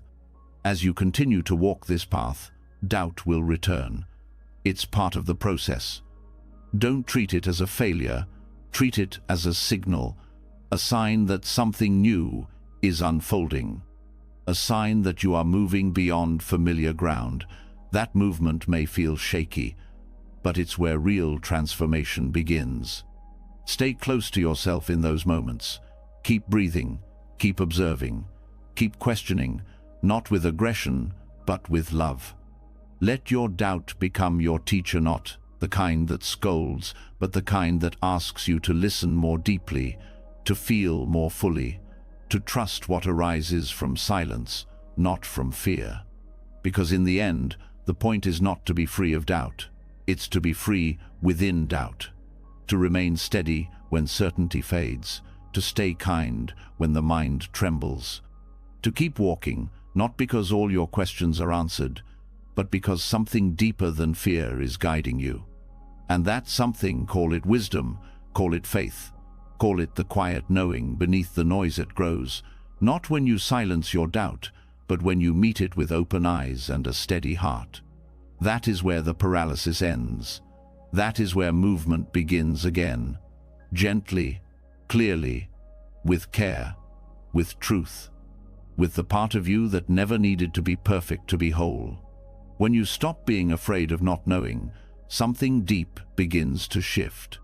You begin to trust the path, not because it gives you all the answers, but because it shows you how to remain steady even when clarity is not immediate. But as the heart opens and awareness grows, another challenge quietly appears: letting go, not of the path, not of the questions, but of the places you cling for false safety, the comfort of distraction, the illusion of control, the belief that you can avoid pain by staying inside what is familiar. But sometimes, the very thing that feels safe is what is keeping you from freedom. There's a story in the Lotus Sutra that speaks directly to this moment, the parable of the burning house. A father comes home to find his house on fire. His children are inside, still playing, unaware of the danger. He calls to them to run, but they don't listen. They're too attached to their toys, too caught up in their games. So he tells them what they want to hear, that outside there are carts filled with everything they love. Only then do they run. Only then do they leave the fire. This story is not about deception. It's about urgency. It's about compassion that meets people where they are, and the truth that sometimes you must outgrow your comforts in order to survive. The fire is the world of suffering, the pain of clinging to things that cannot last. The toys are the illusions we chase: status, praise, control, distraction. The house is what we call normal, but it's already burning. And the act of walking out, of letting go, is not easy, but it's necessary. Attachment is not just about things. It's about ideas, about roles, about identities that feel safe because they're familiar. It's about the hope that something outside you can finally make you feel whole.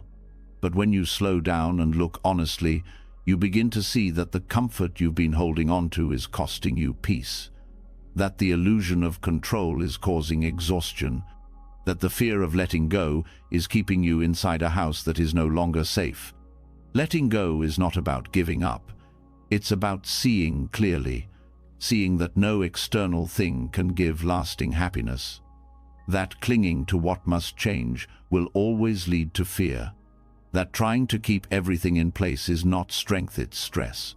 And once you see this, the act of letting go becomes less about loss and more about return. You're not losing anything real. You're releasing what was never stable in the first place. But the mind resists. It says, "What will I be without this? How will I feel safe if I let this go? Who am I if I'm not holding everything together?"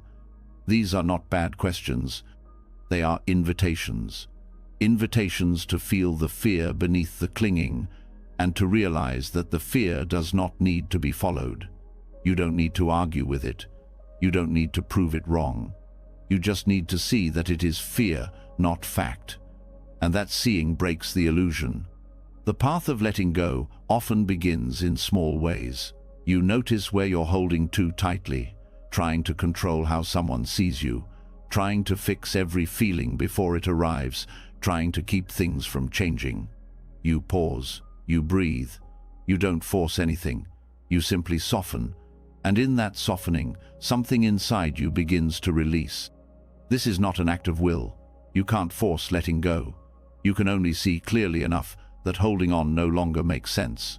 That's what the parable shows. The children weren't forced out of the house. They left because their attention was redirected, because their mind shifted, because something more meaningful appeared.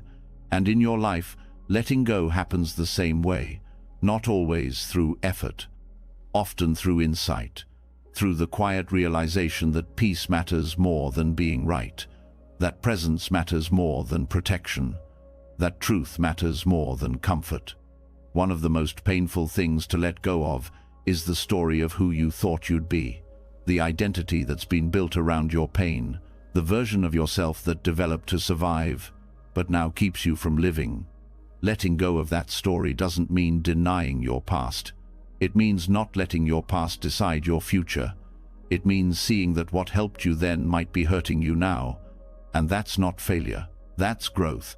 Letting go also means releasing the hope that things will always go the way you want, that people will behave the way you expect, that life will bend to your timeline.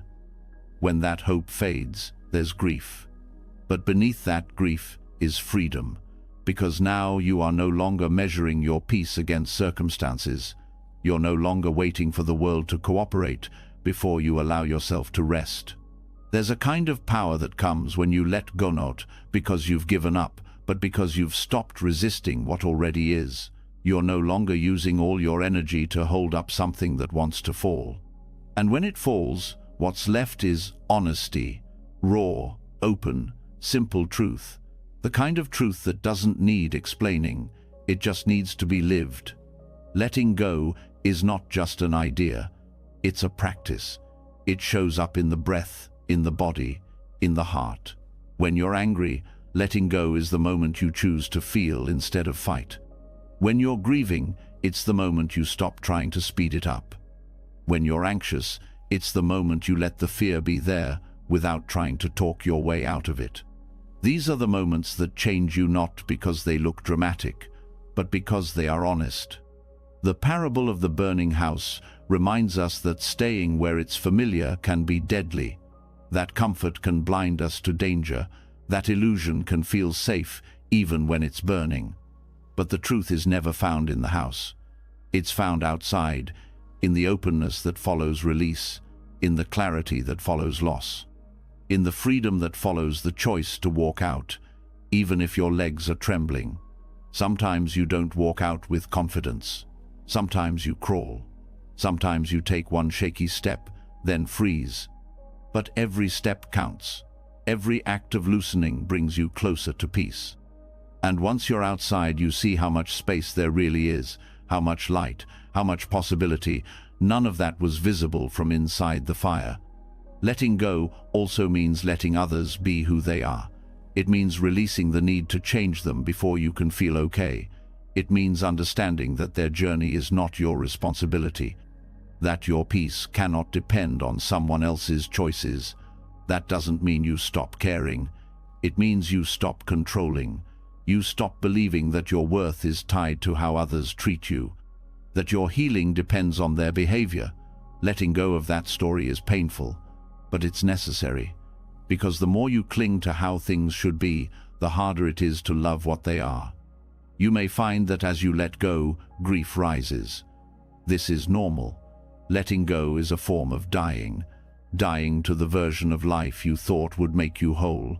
Dying to the expectations you carried like armor. That grief is not a mistake. It's part of the process. Feel it fully, but don't stop there. Beneath that grief is life, the kind that doesn't depend on perfection, the kind that doesn't need everything to go according to plan. As you practice letting go, you begin to see where you've been clinging out of habit, out of fear, out of the hope that holding tighter will bring stability. And you realize that freedom doesn't come from holding on. It comes from learning how to open, to trust the unknown, to walk into the next moment without dragging all of the past behind you. There's no need to rush. Letting go is not a one-time act. It's a path. Some days you release with ease, other days you return to old patterns. That's okay. What matters is your willingness to keep showing up, to keep seeing where you're still inside the burning house, to keep remembering that you don't have to stay. And when the urge to return arises, when the mind tells you that maybe the house wasn't so bad, pause, breathe. Remember the truth, remember the heat. Remember how much energy it took to survive in that space. And then take another step forward. Because each time you walk away from illusion, each time you choose truth over comfort, presence over control, reality over fantasy, you move closer to a life that doesn't just look good from the outside, but actually feels honest on the inside. And that's what this path is about. Not the avoidance of pain, not the performance of perfection, but the courage to let go of what is burning and walk step by step into the unknown, into the open, into the kind of peace that doesn't require you to hold on to anything at all. Letting go of what no longer serves is never about denying life, it's about making space for what's true. But even as you walk out of what's burning, the world doesn't suddenly become quiet. Life keeps moving, pulling you in all directions. One moment brings success, the next brings failure. One day, you're praised, the next, you're misunderstood. Pleasure lifts you, and soon after, pain returns. And through it all, there's the pull, the emotional weight of trying to hold on to the highs and avoid the lows. This constant push and pull has a name in the Buddhist teachings, the 8 worldly winds. They are not mistakes, they are not punishments, they are simply conditions every person meets. Gain and loss, praise and blame, fame and disgrace, pleasure and pain. No one is immune to them. They rise and fall like weather, moving through every part of your life. The suffering begins when you try to live only for one half and reject the other. The mind craves gain, praise, fame, and pleasure. It fears loss, blame, disgrace, and pain. And that craving creates tension, because no matter how hard you try, you cannot freeze the winds. You can only learn how to stand in them without being thrown. This is emotional resilience, not the ability to control what comes, but the ability to remain balanced when it does. It starts by understanding that these winds are not personal. They don't target you because you did something wrong. They move through everyone. A promotion today doesn't mean you're better than yesterday. A harsh comment tomorrow doesn't mean you're worse. These movements are part of a larger rhythm, and once you see that, they lose their power to define you. Gain is one of the most seductive winds. It brings comfort, validation, and the illusion that you've arrived. But the danger is in attachment. The moment you start clinging to what you've gained, status, money, success, you begin to fear its loss. You start to protect it, control it, define yourself by it. And the more you hold, the more anxious you become. Because everything gained can be lost. The wise response to gain is gratitude without clinging. Enjoy what comes, but don't build your identity around it. Let it pass through your hands, not take root in your heart. Loss, its mirror, feels heavy. It can take your breath away. The end of a relationship, the failure of a project, the disappearance of stability. Loss brings grief, but it also brings clarity. It strips away illusion. It shows you what you've been depending on, and in that space of absence, there's a chance to see what's real. Loss hurts, but it also reveals what was never yours to control. It teaches you to hold lightly, to love fully without possession, to show up without expecting permanence. Praise is powerful. It feeds something deep in the mind, the longing to be seen, to be approved of, to be enough. But the danger is subtle. When praise becomes a source of identity, you start to need it. You shape yourself to receive it. You avoid truth to protect it. And eventually, you lose yourself in the performance. The wise heart hears praise, feels it, but doesn't rely on it. It asks, "Is this true?" It listens inward more than outward. It values integrity over applause. Blame is sharp. It can trigger defensiveness or shame, but it too can be a teacher. It can show you your blind spots, or it can reflect someone else's projection. The key is discernment. Not to reject blame immediately, but to ask whether there's truth in it. To learn what you can without internalizing what doesn't belong to you. Blame hurts most when it touches a wound that's already there. Healing that wound makes you less reactive, more curious, more free. Fame is often mistaken for worth. It gives the illusion of mattering more. But like all winds, it's unstable. It can shift overnight. What makes you visible today might make you forgotten tomorrow. Chasing fame is exhausting because it depends on other people's attention. True value doesn't increase with recognition. It exists whether seen or not. When you stop needing to be noticed, your actions become more genuine. You serve because it's right, not because it's seen. Disgrace is its shadow. It brings humiliation, judgment, the fear of rejection. But often, it brings you closer to truth. It removes the mask.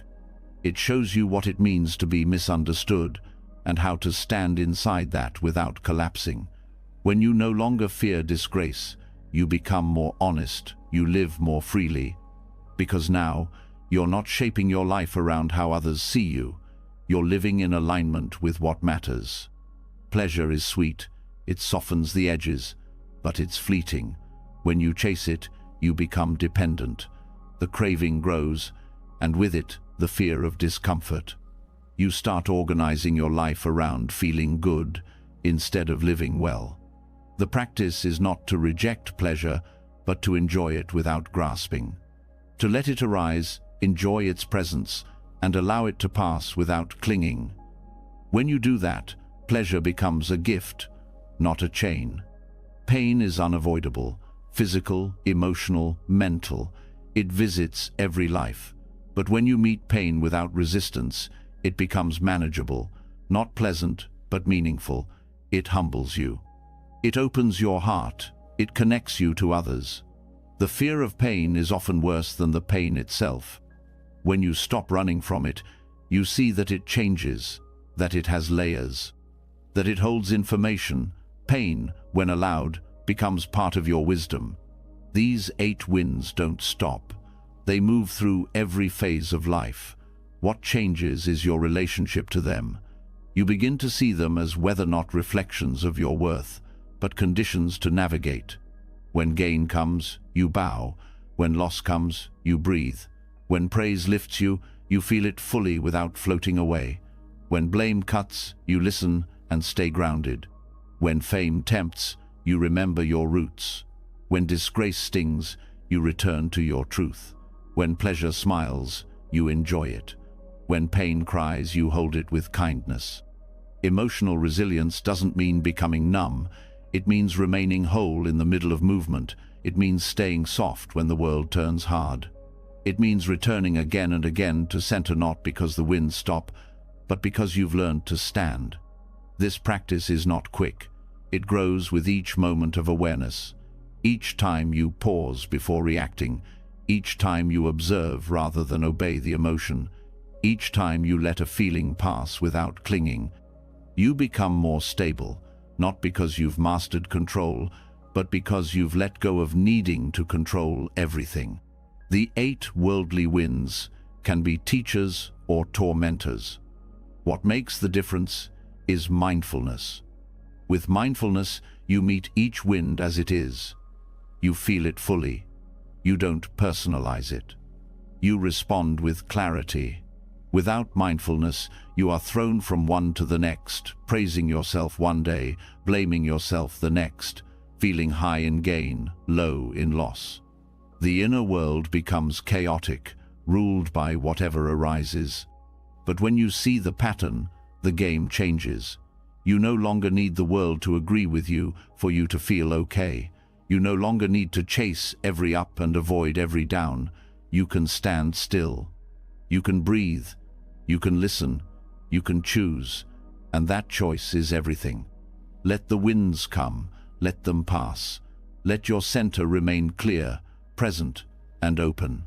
Not because you've escaped life, but because you've learned how to live within it fully, honestly, and with a heart that cannot be swayed by every storm. That is the strength born not from resistance, but from understanding. And it is yours, always, in the stillness beneath the winds. When you stop chasing the highs and fearing the lows, when you no longer build your identity around praise or collapse beneath blame, something steadier begins to take root. You realize the world will keep changing, no matter what you do. Conditions will continue to shift, with or without your permission. This awareness can lead to peace, but it can also stir something deeper. Because behind every rise and fall is the truth we rarely want to face. Everything we love will one day be gone. Everyone we hold dear will one day leave or be left. And the body you live in now is not permanent. It is moving toward its own end, even as you breathe. This is not morbid, it's real, and it's where true presence begins. The Buddha offered a clear mirror for this reality in what are called the 5 remembrances. These are not poetic verses. They are direct, unwavering truths about the human experience. Not meant to frighten, but to wake you up, to shift your relationship with time, with loss, with attachment, with how you live this one fragile life. The more clearly you see these truths, the more grief softens. Not because it disappears, but because it's no longer fought. It is no longer a mistake. It becomes part of love itself. The first remembrance is simple. I am of the nature to grow old. There is no way to avoid aging. You may try to distract yourself. You may chase youth, resist the signs. But the body changes. Joints ache. Memory shifts. Faces transform. The more you resist aging, the more you suffer. The more you deny it, the more fear creeps in when it starts to show. But when you accept this truth, when you sit with it without looking away, a kind of peace begins to grow. Aging becomes a teacher. It invites you to honor the present, not because it's perfect, but because it won't last. The second remembrance follows. I am of the nature to become ill. No matter how careful you are, sickness is part of this body. You can take care of your health, and that matters, but it's not protection from all harm. When illness comes, it doesn't mean you've failed. It means you're human. Understanding this allows you to meet pain with less fear, with more compassion. It helps you stay kind to yourself when your body needs care, and it helps you offer that same care to others when they suffer. Illness reminds you that vulnerability is part of the path, not a detour from it. The third is perhaps the hardest. I am of the nature to die. There is no way to escape death. The mind resists this more than anything else. It pretends there's always more time. It avoids the topic entirely. But death is not just a future event. It is already woven into this life. Every moment you live is one moment closer to the end. Every breath is a step toward your final one. This truth, when faced directly, has the power to cut through distraction. It makes your choices matter. It makes your presence deeper. You stop waiting for the right time to be present, to forgive, to rest, to love, because you know this time is all you're guaranteed. The fourth remembrance brings the truth closer to the heart. Everyone I love is of the nature to change and die. There is no way to avoid being separated from them. Love always carries loss. This isn't because love is wrong, it's because life is changing. Clinging to the idea that your relationships will stay the same only creates fear. But remembering impermanence doesn't make love weaker. It makes it more urgent, more honest, more tender. When you remember that nothing and no one is guaranteed, you start to show up more fully. You stop wasting moments in pride, in silence, in delay. You speak truth. You offer presence. You meet your relationships not with control, but with reverence. The fifth remembrance brings it all together. My actions are my only true belongings. I cannot escape the consequences of what I do. Everything else can be taken: health, status, possessions, even loved ones. But how you show up, what you say, how you treat others, this is what remains. This is what shapes your life. This is what echoes beyond you. In a world where everything changes, your actions become your legacy, not in a grand way, but in small, meaningful ways. A word spoken in kindness, a hand offered in silence, a choice made in integrity. These are the things that matter. When grief hits, these remembrances are not ideas to comfort you. They are truths to anchor you. They don't make the pain go away. They make it workable. You see that your sadness is part of loving. You see that your ache is proof that you cared. And you stop turning loss into a problem that needs solving. You let it be what it is: shard, sacred, human. Contemplating these truths regularly changes the way you relate to time. You stop putting your life on hold. You stop assuming you'll get to it later. You begin to see that this moment, right now, is the only one that asks for your full attention. Not the next one, not the one you missed, just this one. You begin to say what you need to say, to forgive before it's too late, to pause in moments you'd usually rush through, because you know the chance may not come again. You also stop waiting for closure to move forward. Some losses will never make sense. Some goodbyes will never feel finished. But you learn that peace is not the same as understanding. Peace comes from softening into what is, from letting grief move through you without needing to control its shape. The 5 remembrances give you the ground to do that. They remind you that loss is not personal. It's not punishment. It's a shared condition, one that opens your heart to the full scope of being alive. Practicing with these reflections doesn't mean you live in fear. It means you live awake. It means you don't take time for granted.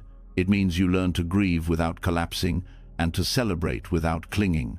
It gives you the ability to hold joy and sorrow in the same breath, to meet the changing nature of life with less resistance, more grace. This awareness also teaches you how to stay present with others in their pain. You don't try to fix their grief. You don't offer shallow words. You sit with them. You breathe with them. You know what it means to lose, and because you've faced it in yourself, you can hold space for them without turning away. This is what presence really means, not just being there when things are bright, but staying steady when they grow dark. Over time, the remembrance of impermanence becomes not a source of sadness, but of clarity. You see through the illusion of forever, and because of that, you begin to live more fully. You savor the small things, the sound of someone's voice, the quiet between words, the way sunlight hits the floor.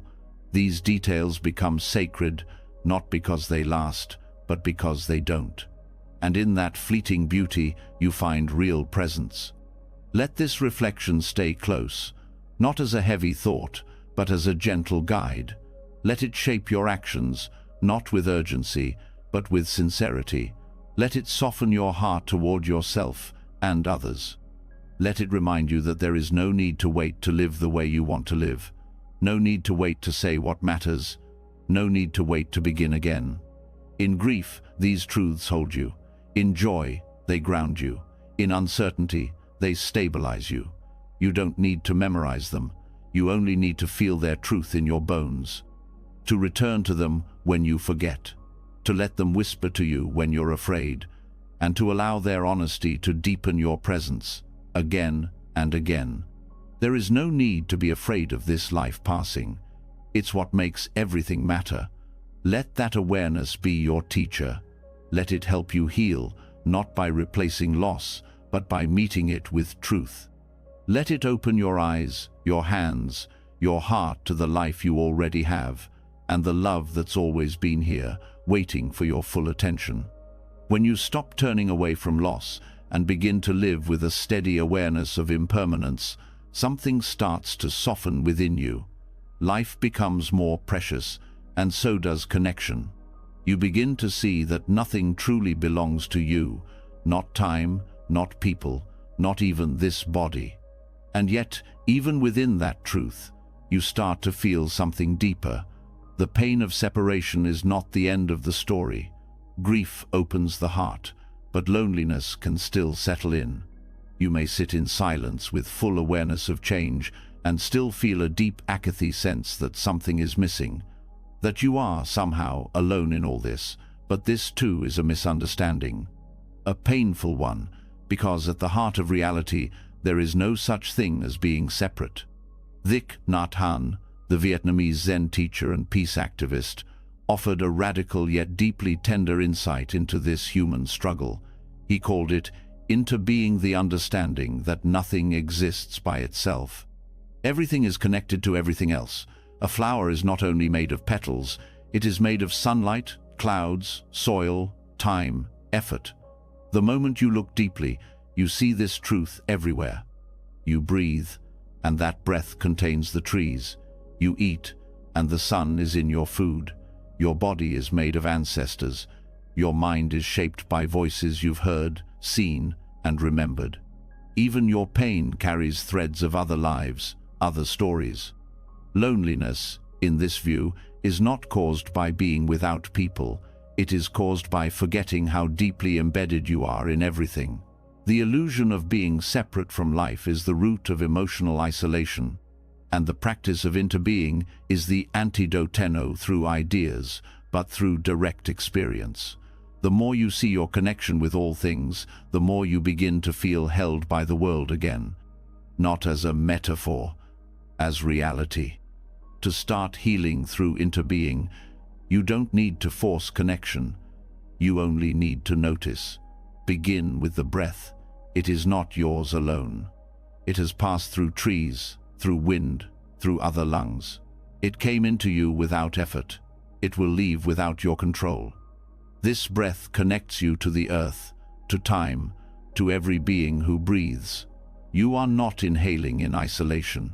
You are part of a larger exchange. The moment you realize this, even the breath becomes a reminder. You are not alone. Next, bring attention to your body. It is not a thing you own. It is a collection of gifts.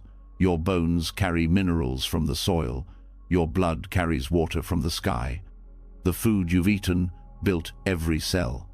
And that food came from the labor of countless beings, farmers, animals, plants, rain. You could not exist without them. This body is not separate. It is an extension of the planet. It is shaped, sustained, and supported by life. Your emotions, too, do not appear from nowhere. They rise through conditions, past experiences, present relationships, inherited patterns. Even your grief is not yours alone. It contains echoes of ancestral sorrow, cultural wounds, global pain. When you cry, it may be your personal story, but it is also a story told across time. Others have felt this. Others are feeling it now. You are part of a shared human heart, even in suffering. Thich Nhat Hanh often reminded his students that a cloud never dies. It only becomes rain, or snow, or mist. The form changes, but the nature continues. In the same way, nothing truly disappears. People we've lost are still here, in new forms, in our gestures, in our memories, in the ways they shaped our thoughts. Even their absence teaches us something about presence. Even their silence deepens our listening. In this way, interbeing offers comfort not by denying death, but by showing that transformation is not the same as loss. This understanding changes the way you meet loneliness. You no longer try to fill it with distractions. You don't rush to find someone to fix it. Instead, you start asking different questions. What am I disconnected from right now? What part of life have I forgotten I belong to? You walk outside and notice the wind on your skin. That wind has touched trees, oceans, mountains. You remember that you are being touched by the same world that holds everyone. You are not cut off, you are woven in. Interbeing also changes the way you relate to others. When you see that everyone is made of the same elements, judgment softens, compassion grows. You stop expecting perfection because you know we all come from conditions we didn't choose. You start to listen more deeply because now you're listening not just to a person, but to the whole network of causes and effects that brought them here. Their pain becomes less foreign. Their joy becomes less distant. You begin to sense that even though you are two people, you are not truly separate. This doesn't mean you never feel lonely again. It means that loneliness becomes less threatening. It becomes something you can sit with without collapsing, because now you have tools. You know how to look into the nature of things. You know that the feeling of disconnection is often a signal not of failure, but of forgetting. And forgetting can be corrected by remembering, by breathing, by noticing, by returning to what's true. You also begin to notice how much the modern world reinforces the illusion of separateness. So much emphasis on self-image, on competition, on isolation masked as independence. But the more you practice interbeing, the more resistant you become to those narratives. You start to crave depth, not performance, presence, not perfection. And you begin to offer others the kind of space that comes from knowing we are all in this together. You stop needing to fix people, you simply show up with them. That showing up is more healing than any advice could ever be. Loneliness often tells you there's something wrong with you. Interbeing tells you there's something right with your longing. It is proof that you are still open, still capable of connection, still part of something larger. Even when you feel most alone, you are being shaped by the world. You are held by gravity, by breath, by light. The tree outside your window is not just scenery. It is part of your life. The stranger who smiled at you is not just a passerby. They are part of your moment. Every encounter, every movement is a thread in the fabric you're woven into. Practice remembering. When you eat, pause to feel the full chain of life behind your meal. When you wash your hands, feel the water's history. When you're sad, remember that others are sad with you, right now, in this same moment. Not metaphorically, but literally. When you laugh, know that joy is rippling through others at the same time. There is no such thing as your feeling happening in isolation. Every part of you is already linked. This understanding also invites responsibility, because if we are all interconnected, then your healing is never just for you. When you soften, others are affected. When you forgive, you break a chain of harm. When you speak with care, you plant seeds you may never see grow. Interbeing makes you powerful not through control, but through participation. You begin to live as if your presence matters, because it does, and always has. Let this truth settle now. You don't need to force connection. You only need to stop believing in separation. Let the breath remind you. Let the body remind you. Let the grief and the beauty and the stillness all remind you that you are never outside of life. You are life itself, taking one of its infinite forms. You belong, even when it hurts, even when it's quiet, even when you forget. You are already home. And that is the beginning of healing, not through finding something new, but through remembering what's always been true. Connection is not something to earn, it is something to recognize. And the more you recognize it, the less room there is for loneliness to stay. Not because you chased it away, but because you finally looked through it and saw everything that's always been holding you.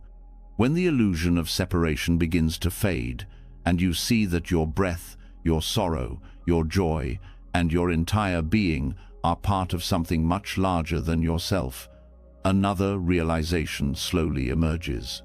The pain you've carried, the losses you've endured, and the fears that once felt so isolating, all of it exists not just within you, but across countless lives. And in that recognition, something starts to shift. Suffering no longer feels like a personal failure. It begins to feel like a shared human inheritance. And from that understanding, a new kind of strength arises. A kind that doesn't just seek to heal itself, but quietly asks, how can this be of benefit to others? This question is the seed of the Bodhisattva path. A path not rooted in avoidance or escape or the pursuit of individual peace, but one grounded in the vow to use one's own experience of suffering as a doorway to serve others. A bodhisattva is not a perfect being. It is someone who sees clearly that the world is full of pain and chooses to stay open, not in bitterness, but in fierce compassion. This path does not ask you to feel ready. It asks you to feel deeply. It asks you to stop hiding your pain and instead begin to honor it as the raw material for compassion. Your own story, as hard as it may be, becomes a bridge. Every emotion you've struggled with, every disappointment you've lived through, becomes something you can now recognize in others. You no longer look at someone else's sadness and feel disconnected from it. You see your own reflection. This is not just empathy, it is insight. You begin to realize that no one is alone in their experience. And the more you've suffered, the more you are able to meet others with presence, not pity. You know what silence feels like when it hurts. You know how long a single moment of kindness can last in a grieving heart. That knowledge, born from your own pain, becomes medicine. The Bodhisattva path does not romanticize suffering. It does not ask you to pretend it's noble or easy. It asks you to stop wasting it. It asks you to stop collapsing under it and start transforming it into something that serves life. Not by fixing the world overnight, but by showing up where you are. If you know what it's like to feel unseen, you become the one who truly listens. If you know what it's like to be afraid, you become the one who offers steadiness. If you know what it's like to feel worthless, you become the one who reminds others of their value without needing them to prove anything. What begins as a personal burden slowly becomes a vow. Not a dramatic promise, but a quiet commitment. To not let your suffering go unused. To not let it close your heart. To let it open you instead. And this vow doesn't require perfection. It does not wait until you are healed. It meets you exactly where you are and grows from there. This is not about becoming a savior. It's about becoming available. To respond instead of retreat. To offer what you can, even when it feels small. One kind word, one breath of presence, one moment of patience. These things ripple farther than you can see, and the more you act from this place, the less trapped you feel by your own story. You stop seeing your past as something that holds you back, and you begin to see it as something that shaped your capacity to care. There is no hierarchy in compassion. No ranking system for who gives more or feels deeper. Each person's journey prepares them to serve in a different way. You don't need to compare. You don't need to wait until you are free of pain to be useful. Sometimes your pain is what makes you useful, not because it defines you, but because it's what taught you to see. The Bodhisattva path is rooted in courage. The courage to stay when it would be easier to withdraw. The courage to feel when it would be easier to shut down. The courage to act even when you doubt your own strength. This is not about grand gestures. It's about presence, the willingness to sit with someone else's suffering, even when your own hasn't been resolved. The willingness to say, "Me too," not as a performance, but as a bridge. That kind of compassion doesn't need to be taught. It's already inside you. It simply needs permission. This path also demands discernment. Compassion is not codependency. It is not martyrdom. It is not self-erasure. A bodhisattva does not help others at the expense of themselves. They help from wholeness, not depletion. They learn to care without carrying, to support without controlling. They do not run towards suffering to fix it. They walk into it with eyes open, willing to bear witness, willing to respond in whatever way is needed, not whatever way earns validation. In your own life, this can begin with simple acts. Start by recognizing where your pain has taught you something useful, where your wounds have given you insight. Then, begin offering that insight, quietly, honestly, without needing to be a teacher or a guide. You are simply sharing your human experience. That alone is enough. You are not trying to be wise. You are being real. And in a world full of distraction and performance, realness is powerful. Your presence becomes a refuge, not because you always know what to say, but because you are not afraid to be there. And that steadiness, that willingness to stay, can change someone's entire day, maybe even their life. This is how suffering becomes sacred, not because it's good, but because it can be transformed. The bodhisattva does not look away from the world's pain.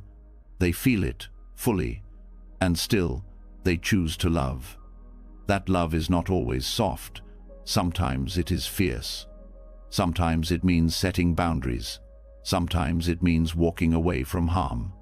But it always means choosing connection over indifference, presence over avoidance, integrity over comfort. This path also brings meaning. When your suffering becomes fuel for compassion, it no longer feels useless. It becomes part of something larger, part of a shared effort to reduce harm, to grow understanding, to hold space for healing in a world that often rushes past what hurts. Your story, with all its pain and complexity, becomes a contribution, not by being fixed, but by being offered. And through this offering, you heal. Not in a straight line, not in a clean way, but in a way that feels real, because you're no longer waiting to be okay before you show up. You're showing up as you are, and discovering that being seen, being useful, being present, these things heal you as much as they support others. Let this be your path, not as a burden, but as an invitation. Let your suffering soften you. Let it teach you how to stay. Let it show you what matters. And then, let it lead you toward others, not with urgency, not with pressure, but with openness, with humility, with the quiet strength that comes from knowing pain and choosing compassion anyway. This is how you turn your wounds into wisdom, not by erasing them, but by honoring them and allowing them to become the very ground from which love grows, unshakable, honest, free. When you begin to meet your own pain with compassion and let it guide you toward serving others, something deeper begins to shift. Suffering loses its tightness. It stops being a wall and becomes a path. Not because it's gone, but because it's no longer just yours. It connects you. It opens you. And within that opening, you realize you are not only capable of carrying your own wounds, you are capable of touching the pain of others and transforming it into something healing, something whole. This is where the practice of Tonglen begins, a method from Tibetan Buddhism that speaks directly to this moment in the heart. Tonglen is not a metaphor. It is not a technique meant to soothe on the surface. It is a radical practice that turns the usual way of dealing with suffering inside out. The ordinary habit is to breathe in comfort and breathe out distresto. Try to keep away what's difficult and protect what feels good. Tonglen reverses this pattern. You breathe in the pain of others, and you breathe out relief. You take in what's heavy, and you send out what's healing. Not because you are trying to fix everything, but because you're willing to let your heart be the place where transformation begins. This practice does not require perfection. It requires honesty. You start with your own pain. You breathe it in, not to hold it forever, but to fully feel it, to make space for it.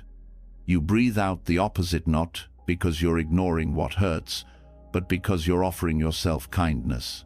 For example, if you are feeling abandoned, you breathe in that loneliness, that ache in your chest, and you breathe out belonging, presence, connection. You begin to train the heart not to contract around pain, but to stay open within it. As you become more familiar with your own wounds, Tonglen teaches you to expand. You start to include others, not abstractly, but specifically.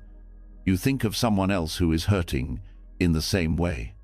Maybe a friend, maybe a stranger, maybe someone you've never met but know exists. You breathe in their pain, as if saying, I see you, I feel this too. And you breathe out what they need: comfort, love, courage, peace. You become a bridge between suffering and ease. This is not fantasy, it is training. The breath becomes the movement through which empathy becomes embodied. You are no longer just thinking about others, you are breathing for them, feeling with them, holding a space in your own heart that does not close when difficulty arises. Tonglen doesn't require you to be fearless.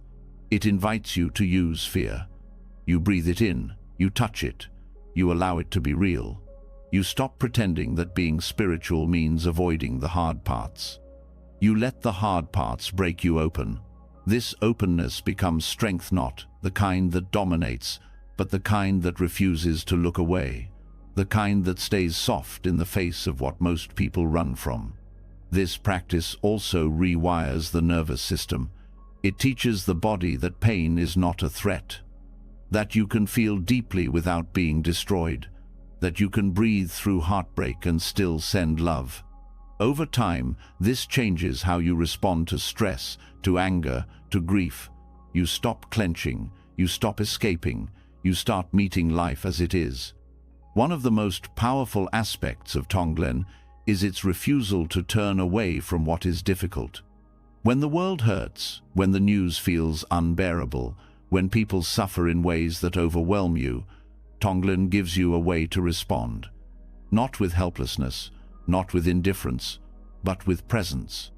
You breathe in the suffering, you hold it, you breathe out your wish for healing.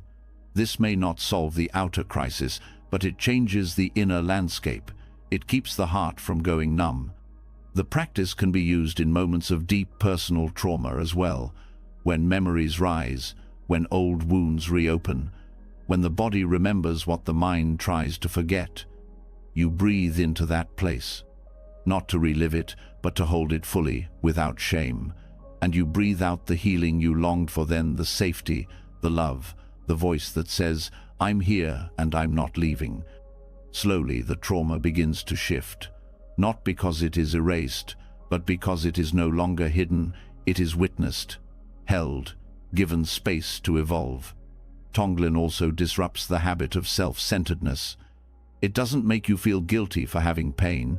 It just shows you that you are not the only one, that every hurt you carry is carried by thousands of others. This connection doesn't diminish your experience. It expands it. It gives it context. It makes you less afraid, less isolated. It reminds you that pain is not a sign of failure, it's part of being alive. And when you realize that, your suffering becomes less heavy because it is shared. You can practice Tonglen anywhere, when you walk, when you wait, when you lie awake at night. You notice what is hurting in you or in someone else, and you breathe in, out. In with the pain, out with the healing. You don't have to be perfect. You don't have to feel strong. You only have to be willing, willing to feel, willing to care, willing to let your breath carry love, even when your heart is breaking. This is not about being a hero. It is about being human, fully, awake, compassionate, Tonglen reminds you that you have something to give, not after you've healed, but through your healing, that your breath can serve, that your pain can serve, that your practice is not just for you, but for the whole world. You begin to live differently. You stop avoiding hard conversations. You listen more deeply. You stop seeing others as obstacles. You see their suffering too. And when you meet it, your response is no longer fear. It's breath. It's warmth. It's the quiet vow to not close, even now. Over time, Tonglen becomes more than a technique. It becomes a way of being. You carry the wish to relieve suffering wherever you go, not out of obligation, but out of love. Not to fix everything, but to remain part of the healing, in small ways, in real ways, moment by moment. Let this practice meet you where you are, with whatever hurts you hold, with whatever grief still lingers. You don't need to be fearless. You only need to stay, to breathe, to keep offering what you can. And what you can offer is more than you think, because within every breath is the potential to shift something, to lift something, to give someone, somewhere, just a little more space to keep going. And that, even if no one sees it, even if no one says thank you, is sacred. Because it's honest, because it's love, because it's how pain becomes something more, something whole, something that no longer isolates, but connects, heals, transforms, breath by breath, heart to heart, always beginning again. When you begin to meet pain with openness instead of fear, when you learn to breathe in suffering and breathe out relief, something inside begins to soften. You stop trying to escape the hard parts of life, and instead you hold them with care. This is the heart of Tonglen, transforming your own wounds by including others in your compassion. But even as this shift deepens, there remains a quieter pattern, one that often goes unnoticed but shapes much of our emotional world. It is the persistent hunger to be seen, to be validated, to be told we are enough. And when that need goes unmet, or when it becomes the center of our identity, it turns into a form of suffering the Buddha called tanha, thirst. Tanha is not just desire. It's the restlessness that arises when you believe something outside of you will finally complete you. In the case of emotional validation, it becomes the unending pursuit of approval, recognition, and affirmation. You feel unseen, so you seek affirmation through praise. You feel unloved, so you chase relationships that reflect value back to you. You feel uncertain about your worth, so you reach for anything likes, attention, reassurance to make the feeling go away. But no matter how much you get, it never stays. The thirst returns.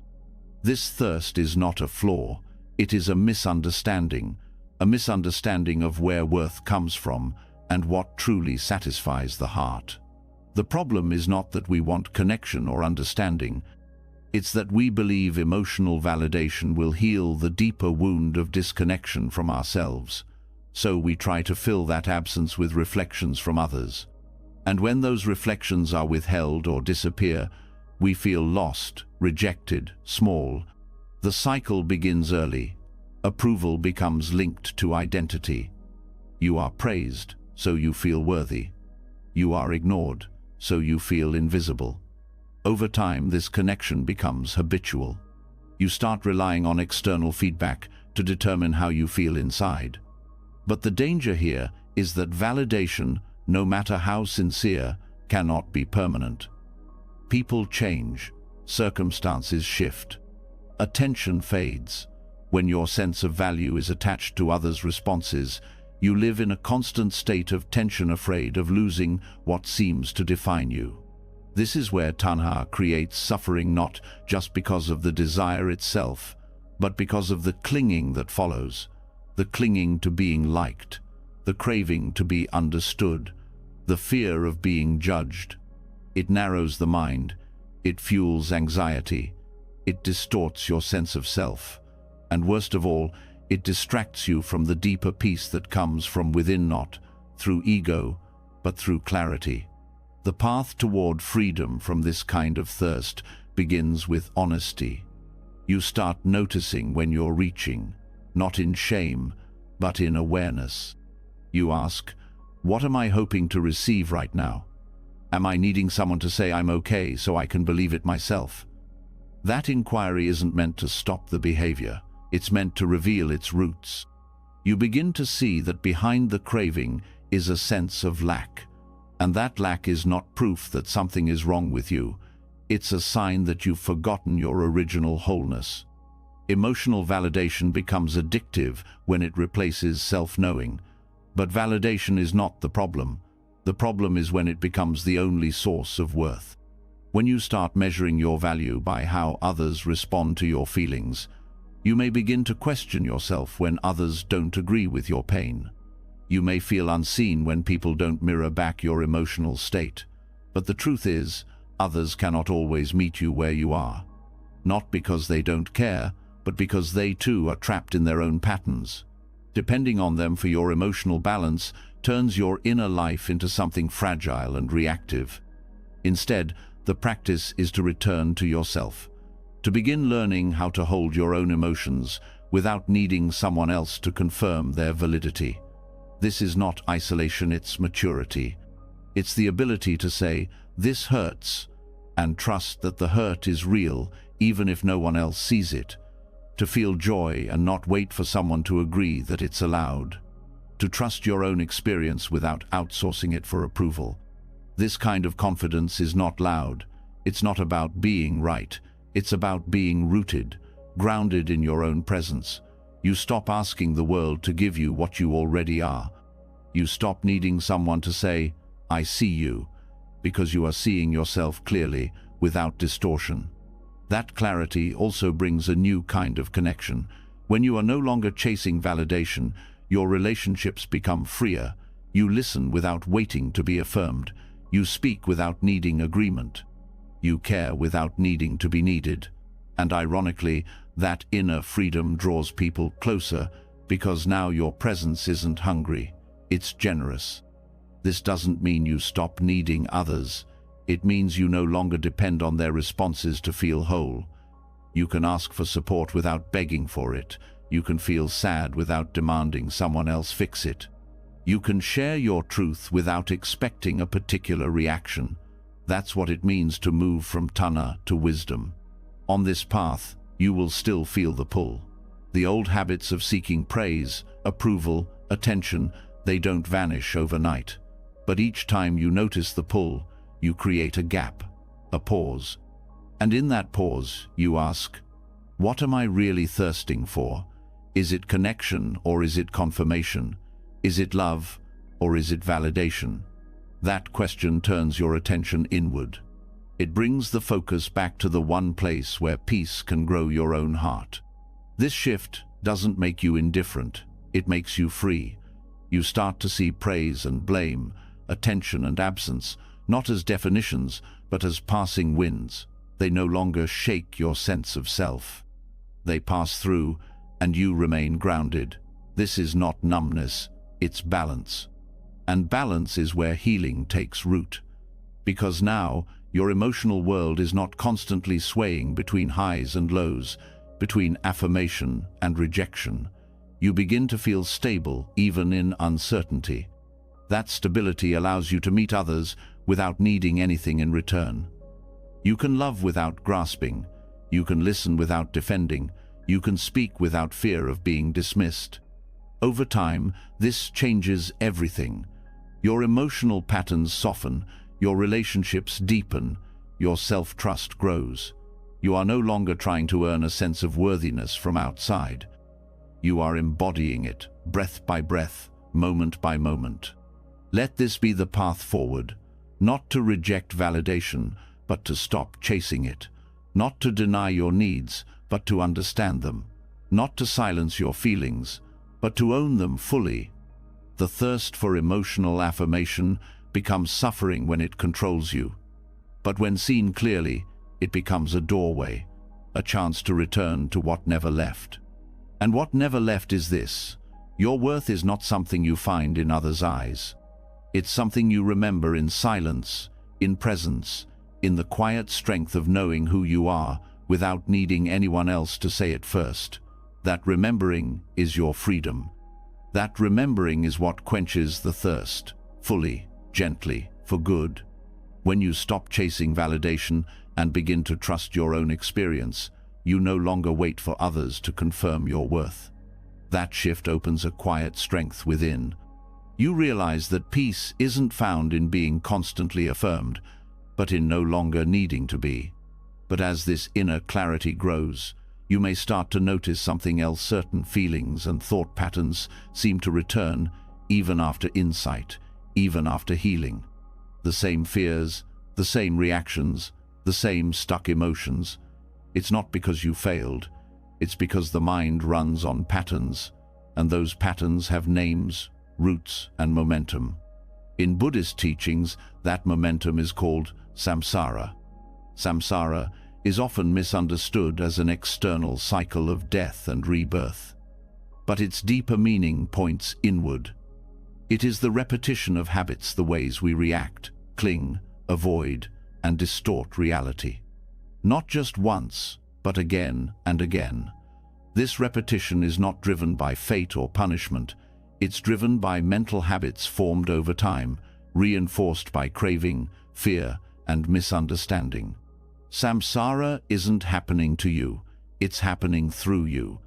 At its core, samsara is a loop, a mental and emotional habit loop that pulls you toward the familiar, even if the familiar brings suffering. You feel discomfort, you reach for distraction. You feel unworthy, you try to prove yourself. You feel hurt, you shut down or attack. Each time the pattern plays out, the brain strengthens it. The nervous system memorizes it. And the more it's repeated, the more it feels like reality. But it's not reality, it's conditioning. The mind creates stories and reacts to them as if they are facts. It fears rejection, so it avoids closeness. It fears failure, so it resists trying. It clings to control, so it resents change. These loops are not random. They're attempts to manage discomfort. But they rarely work. They only keep the wheel turning. The tragedy of samsara is not that we suffer, it's that we suffer in the same ways, over and over, without seeing why. You may find yourself in different situations, but the emotional reactions feel eerily similar. Different faces, same fear. Different job, same insecurity. Different partner, same wound. This is not Fatih's habit, and like any habit, it can be seen, understood, and transformed. Awareness is the first step. You begin to pause when a familiar feeling arises. You ask, what is this reminding me of? What pattern am I about to follow? This is not about overthinking. It's about becoming a witness. A pattern can't control you when you see it clearly. It only controls you when you react unconsciously. You also begin to question the stories that feed the loops. The mind says, I'm not good enough. And you start working harder to prove your value. The mind says, I always get left. And you become hypervigilant in relationships. But when you slow down and investigate, you realize those thoughts are not truth. They are mental habits built from past experiences, shaped by fear, not by present reality. Samsara continues. As long as craving and aversion remain unquestioned, you crave comfort, so you avoid growth. You fear discomfort, so you avoid presence. But each avoidance adds another turn to the cycle. The only way out is through, not through pushing, but through presence. You feel what arises. You don't react. You don't suppress. You watch. You name it. You breathe with it. And in that space, the habit starts to loosen. The Buddha didn't offer a way to escape life. He offered a way to understand it. Samsara isn't broken by forcing it to end.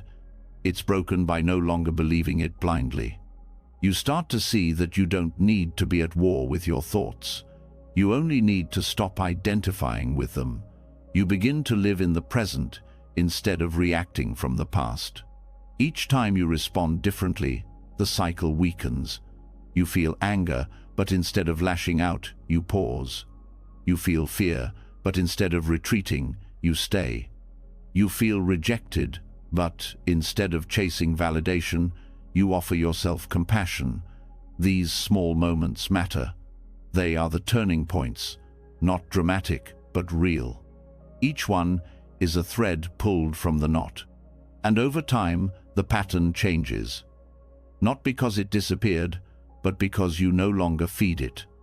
The energy that once fueled the loop is now used for presence. That's how transformation happens. Gradually, through awareness and choice. Not perfection, but repetition in the right direction. It's also important to understand that samsara is reinforced by the belief that something is missing, that you need something to be whole, that happiness is just one achievement or relationship or outcome away. This belief fuels the cycle of becoming, constantly trying to become something better rather than being who you are now.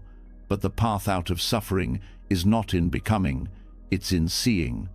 Seeing clearly the nature of the mind, seeing the emptiness of the stories, seeing the impermanence of emotions. That seeing brings peace, not because the world changes, but because your relationship to it does. You begin to trust stillness.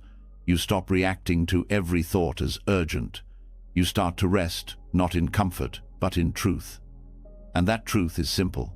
The mind will keep offering patterns. You don't need to follow all of them. You don't need to be ruled by habit. You can observe without being entangled. This also brings humility. You realize that everyone is stuck in some version of samsara. You stop judging others for their loops. You see their fear, their grasping, their reactions not as flaws, but as habits. You start to meet them with more compassion because you recognize the same patterns in yourself. This softens the heart. It opens the door to empathy. It makes connection possible, not through shared opinions, but through shared humanity. The more you see samsara as habit, the less personal it becomes. And that depersonalization is not cold, it's freeing. You stop thinking, why am I like this?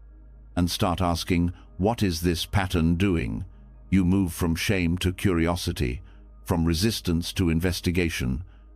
And that shift brings clarity, because now you are no longer trapped. You are studying the path. And every insight becomes a step out of the loop. The end of samsara is not the end of emotion, it's the end of being ruled by it. You still feel, you still care, but you are no longer spinning. You are steady, you are awake. You respond with wisdom instead of reaction. You see change as part of life, not a threat. You see discomfort as a teacher, not an enemy. You see thoughts as passing clouds, not absolute truths. This is freedom, not from life, but within it. You still walk the same road, but your steps are lighter, your choices are clearer, your heart is more open. Because now, you are not running in circles. You are walking with awareness. And that awareness is what transforms every moment, every pattern, every breath. Let this understanding settle. You don't need to escape, you need to see. Samsara loses its power not when it ends, but when you recognize it for what it is, a habit of the mind, a habit that can be changed. Gently, steadily, with presence, with care, with the quiet courage to choose differently, again and again, until the old road leads somewhere entirely new. As you begin to see your emotional life not as a punishment but as a collection of mental habits, something begins to shift. The cycles that once felt permanent start to lose their grip. You notice how quickly the mind moves into familiar reactions, not because you're broken, but because it's learned to repeat what's familiar. And yet, even as these patterns start to loosen, there is another layer that continues to shape your experience. The ongoing internal narrative. The story. The way your mind constantly explains, labels, judges, and retells your life. This story feels real, it feels solid, but it isn't. It's a construction, a stream of thoughts passing through awareness, dressed in memory and emotion. And to see that clearly, to untangle yourself from the narrative, you need to look directly, not with analysis, but with observation. This is where the practice of vipassana becomes essential. It is not about thinking more, it is about seeing more, quietly, precisely, without interference. Vipassana, often translated as insight, is the practice of observing the mind and body exactly as they are. You don't follow the thoughts. You don't believe the stories. You don't try to fix the emotions. You just sit, you breathe, you notice. And in that noticing, something extraordinary begins to happen. The story starts to fall apart, not through force, but through truth. The mind tells you who you are.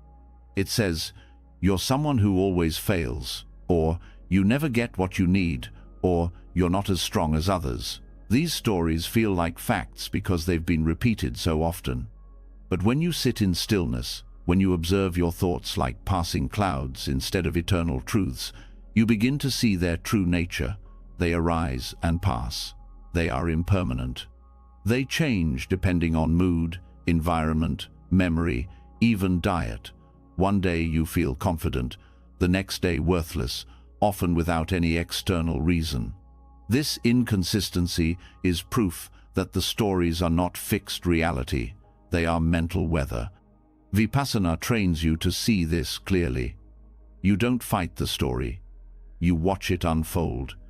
You see the moment it arises. You feel the body respond, tight chest, clenched jaw, shallow breath. You observe the chain reaction.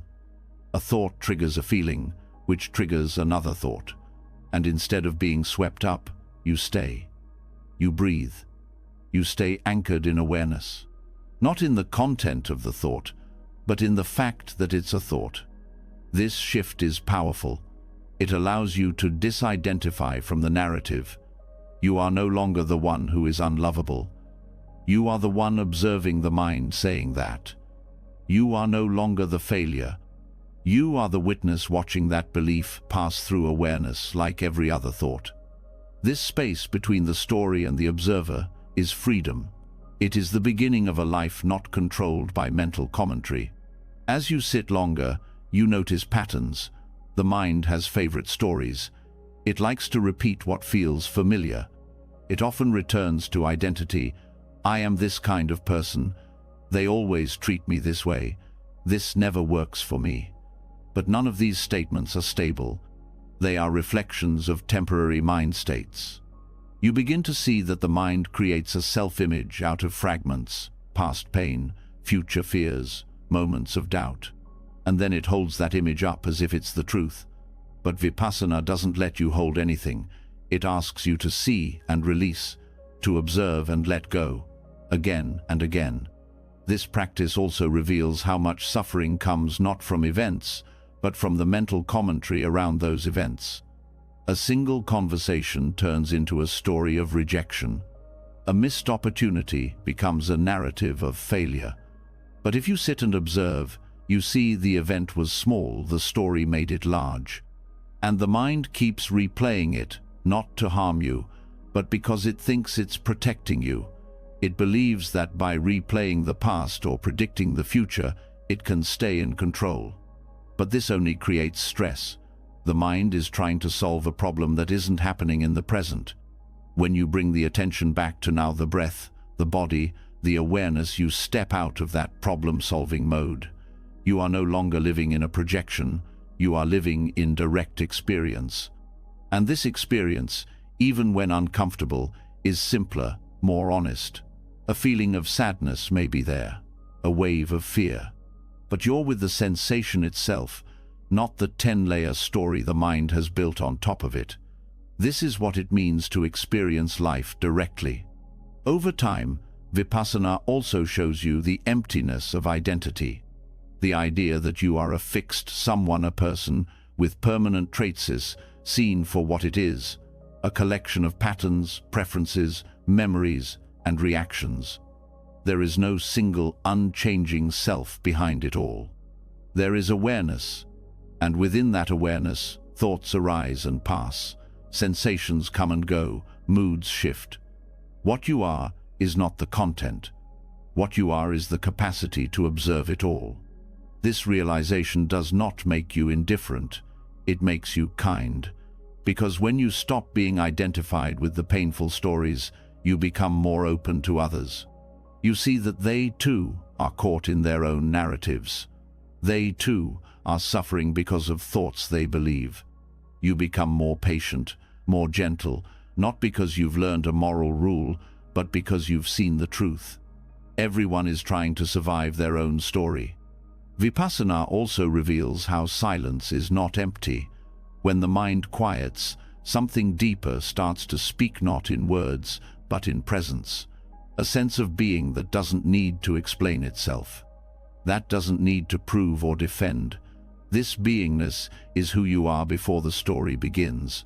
And every time you return to the breath, every time you let a thought pass without grasping, you are remembering it. This remembering doesn't erase difficulty. Life still brings challenge, loss, uncertainty. But now, those things are met from presence, not from the spinning mind. You still feel, but you are not overwhelmed. You still think, but you are not lost in thought. You still respond, but you do so with clarity. Because you are no longer trying to live from within the story, you are living from the space that sees it. That space is always available. It doesn't depend on effort, it depends on attention. Attention that is soft, honest, curious. Attention that doesn't argue with what arises, but simply sees it, knows it, and lets it pass. This is the essence of Vipassana, not to add anything, but to strip away what isn't true. Not to improve the story, but to stop mistaking it for reality. Let the stories arise, let them unfold, but don't become them. Sit, watch, breathe, and each time you return to this moment, you are returning to what is real. Not the version of you the mind has created, but the awareness that has always been here, quiet, clear, whole, waiting patiently beneath every thought, every feeling, every word. Now, always now. When the stories the mind tells begin to lose their authority, you're left with something more honest. You begin to see life as it actually unfolds moment by moment, without the heavy layers of assumption and narrative. You stop being the character trapped in a tale of loss or unworthiness, and start becoming the observer of thoughts that rise and fall like waves. But even with that clarity, some moments carry a deeper pull. One of the most powerful and disorienting of these is the experience of heartbreak. Not just emotional discomfort, but the unraveling of the self that can happen when love is lost. It shakes the ground beneath you. It confuses the mind, floods the body, and tightens the heart. And even if you've sat in stillness, even if you've watched your thoughts with calm awareness, this pain can still cut through. Heartbreak reveals attachment in its most exposed form. It shows how deeply the mind clings not only to the presence of another person, but to the image of who they were, who you were with them, and who you thought you might become together. Romantic connection doesn't just involve affection or companionship, it holds projections, stories, imagined futures. So when it breaks, it doesn't feel like something ends. It feels like something inside collapses. But Buddhism doesn't turn away from this. It meets this very kind of pain head-on, not with avoidance but with wisdom. The Buddha taught that all experiences, pleasant, painful, intimate, and ordinary, are marked by three characteristics: impermanence, unsatisfactoriness, and not self. Heartbreak, more than almost anything else, forces these truths into the open. The first truth is impermanence. No connection is fixed. No person stays the same. No feeling lasts forever. In romance, this is easy to forget. The early days of love feel timeless. Emotional intensity disguises the nature of change. We believe this feeling will last, that this person is the one who completes the story. But change is always moving underneath, quietly. People grow in different directions. circumstances shift. And even if love remains, its form evolves. When attachment refuses to accept that change, suffering arises. Impermanence doesn't mean love isn't real. It means love is alive, not frozen. It means we are invited to meet others as they are, not as we wish they would remain. And when relationships end, even if not by choice, understanding impermanence helps soften the pain. It doesn't erase the loss, but it prevents the mind from trying to live inside a moment that has already passed. The second truth is dukkha satisfactoriness, not because relationships are bad, but because nothing conditioned can offer permanent satisfaction. No matter how strong the connection, there will be misunderstandings, unmet needs, and unspoken expectations. We often look to romantic love to resolve our deepest wounds, to make us feel seen, chosen, safe. But when another person becomes the source of your inner balance, the relationship carries too much weight.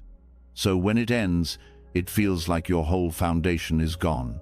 This pain, when viewed through a Buddhist lens, becomes a mirror. It reflects the places where you hoped someone else would fix what was never theirs to fix. The ache is not only about the other person leaving, it's about the meaning the mind attached to them. That meaning might be security, worth, happiness, or identity. When they leave, that borrowed meaning collapses. But if you're willing to look closely, to sit with the emptiness, you begin to reclaim what you projected.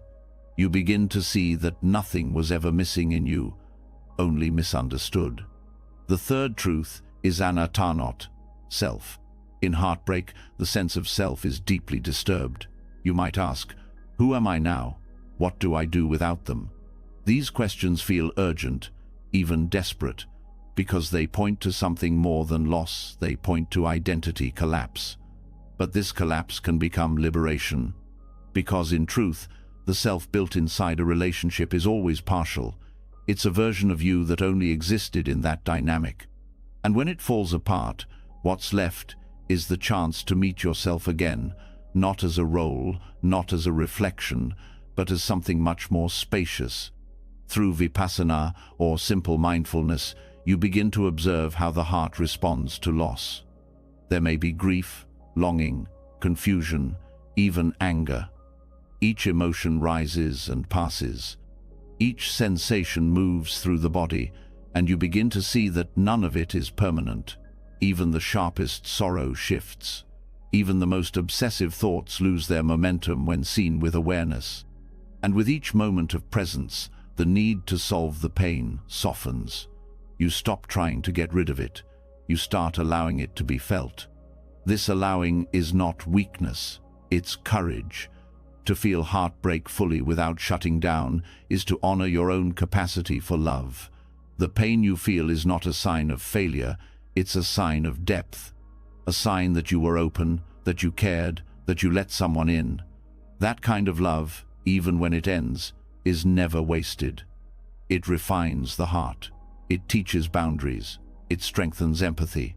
The Buddha also spoke about the chain of dependent origination, the way experiences link together to create suffering.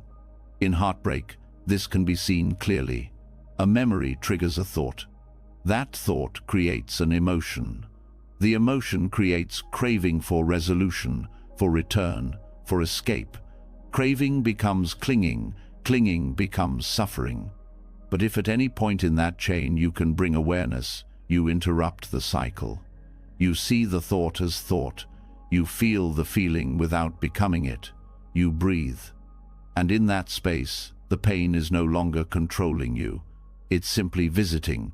Loving kindness practice can also help, not as a way to bypass pain, but as a way to hold it.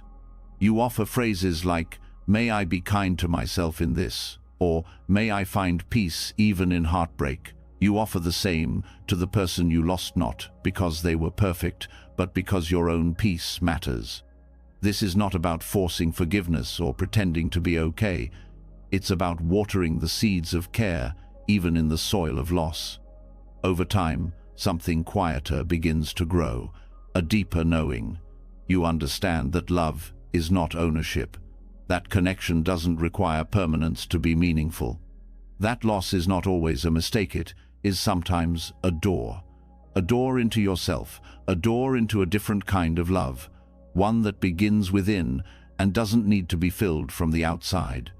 Romantic love may come and go, hearts may break, but compassion does not leave you, awareness does not leave you. What you cultivate through practice becomes the foundation that holds you when everything else falls, and that holding is strong not because it avoids grief, but because it allows it, fully, tenderly, without fear. Let the pain come. Let it teach. Let it move through. There is nothing wrong with you for hurting. There is nothing broken in you for missing someone. But do not let the story of loss define your worth. Do not let the end of a relationship become the end of your capacity to feel. Instead, let it deepen your vow to be present. Let it open your heart in new directions. Let it remind you that love is never gone. It just changes form. And in that new form, in that tender space after loss, you may find something unexpected. Not just survival, but strength. Not just healing, but clarity. Not just an end, but a new beginning built. Not on clinging, but on truth. Not on fantasy, but on presence. Not on fear, but on a love that is no longer afraid to let go. You've walked through a quiet forest of truth. You've breathed with suffering, sat with impermanence, and touched the parts of yourself that hurt the most, not to escape them, but to understand them. Over these hours, we explored the patterns that trap you, the stories that shape you, and the deep wisdom that can free you. From the 4 foundations of mindfulness to the power of noble silence. From letting go of self-doubt to transforming heartbreak into compassion, you've been shown not another method of escape, but a return. A return to presence, a return to what is real, a return to the part of you that was never broken to begin with. If even one sentence helped you feel less alone, or helped your breath come a little easier, let that be a seed.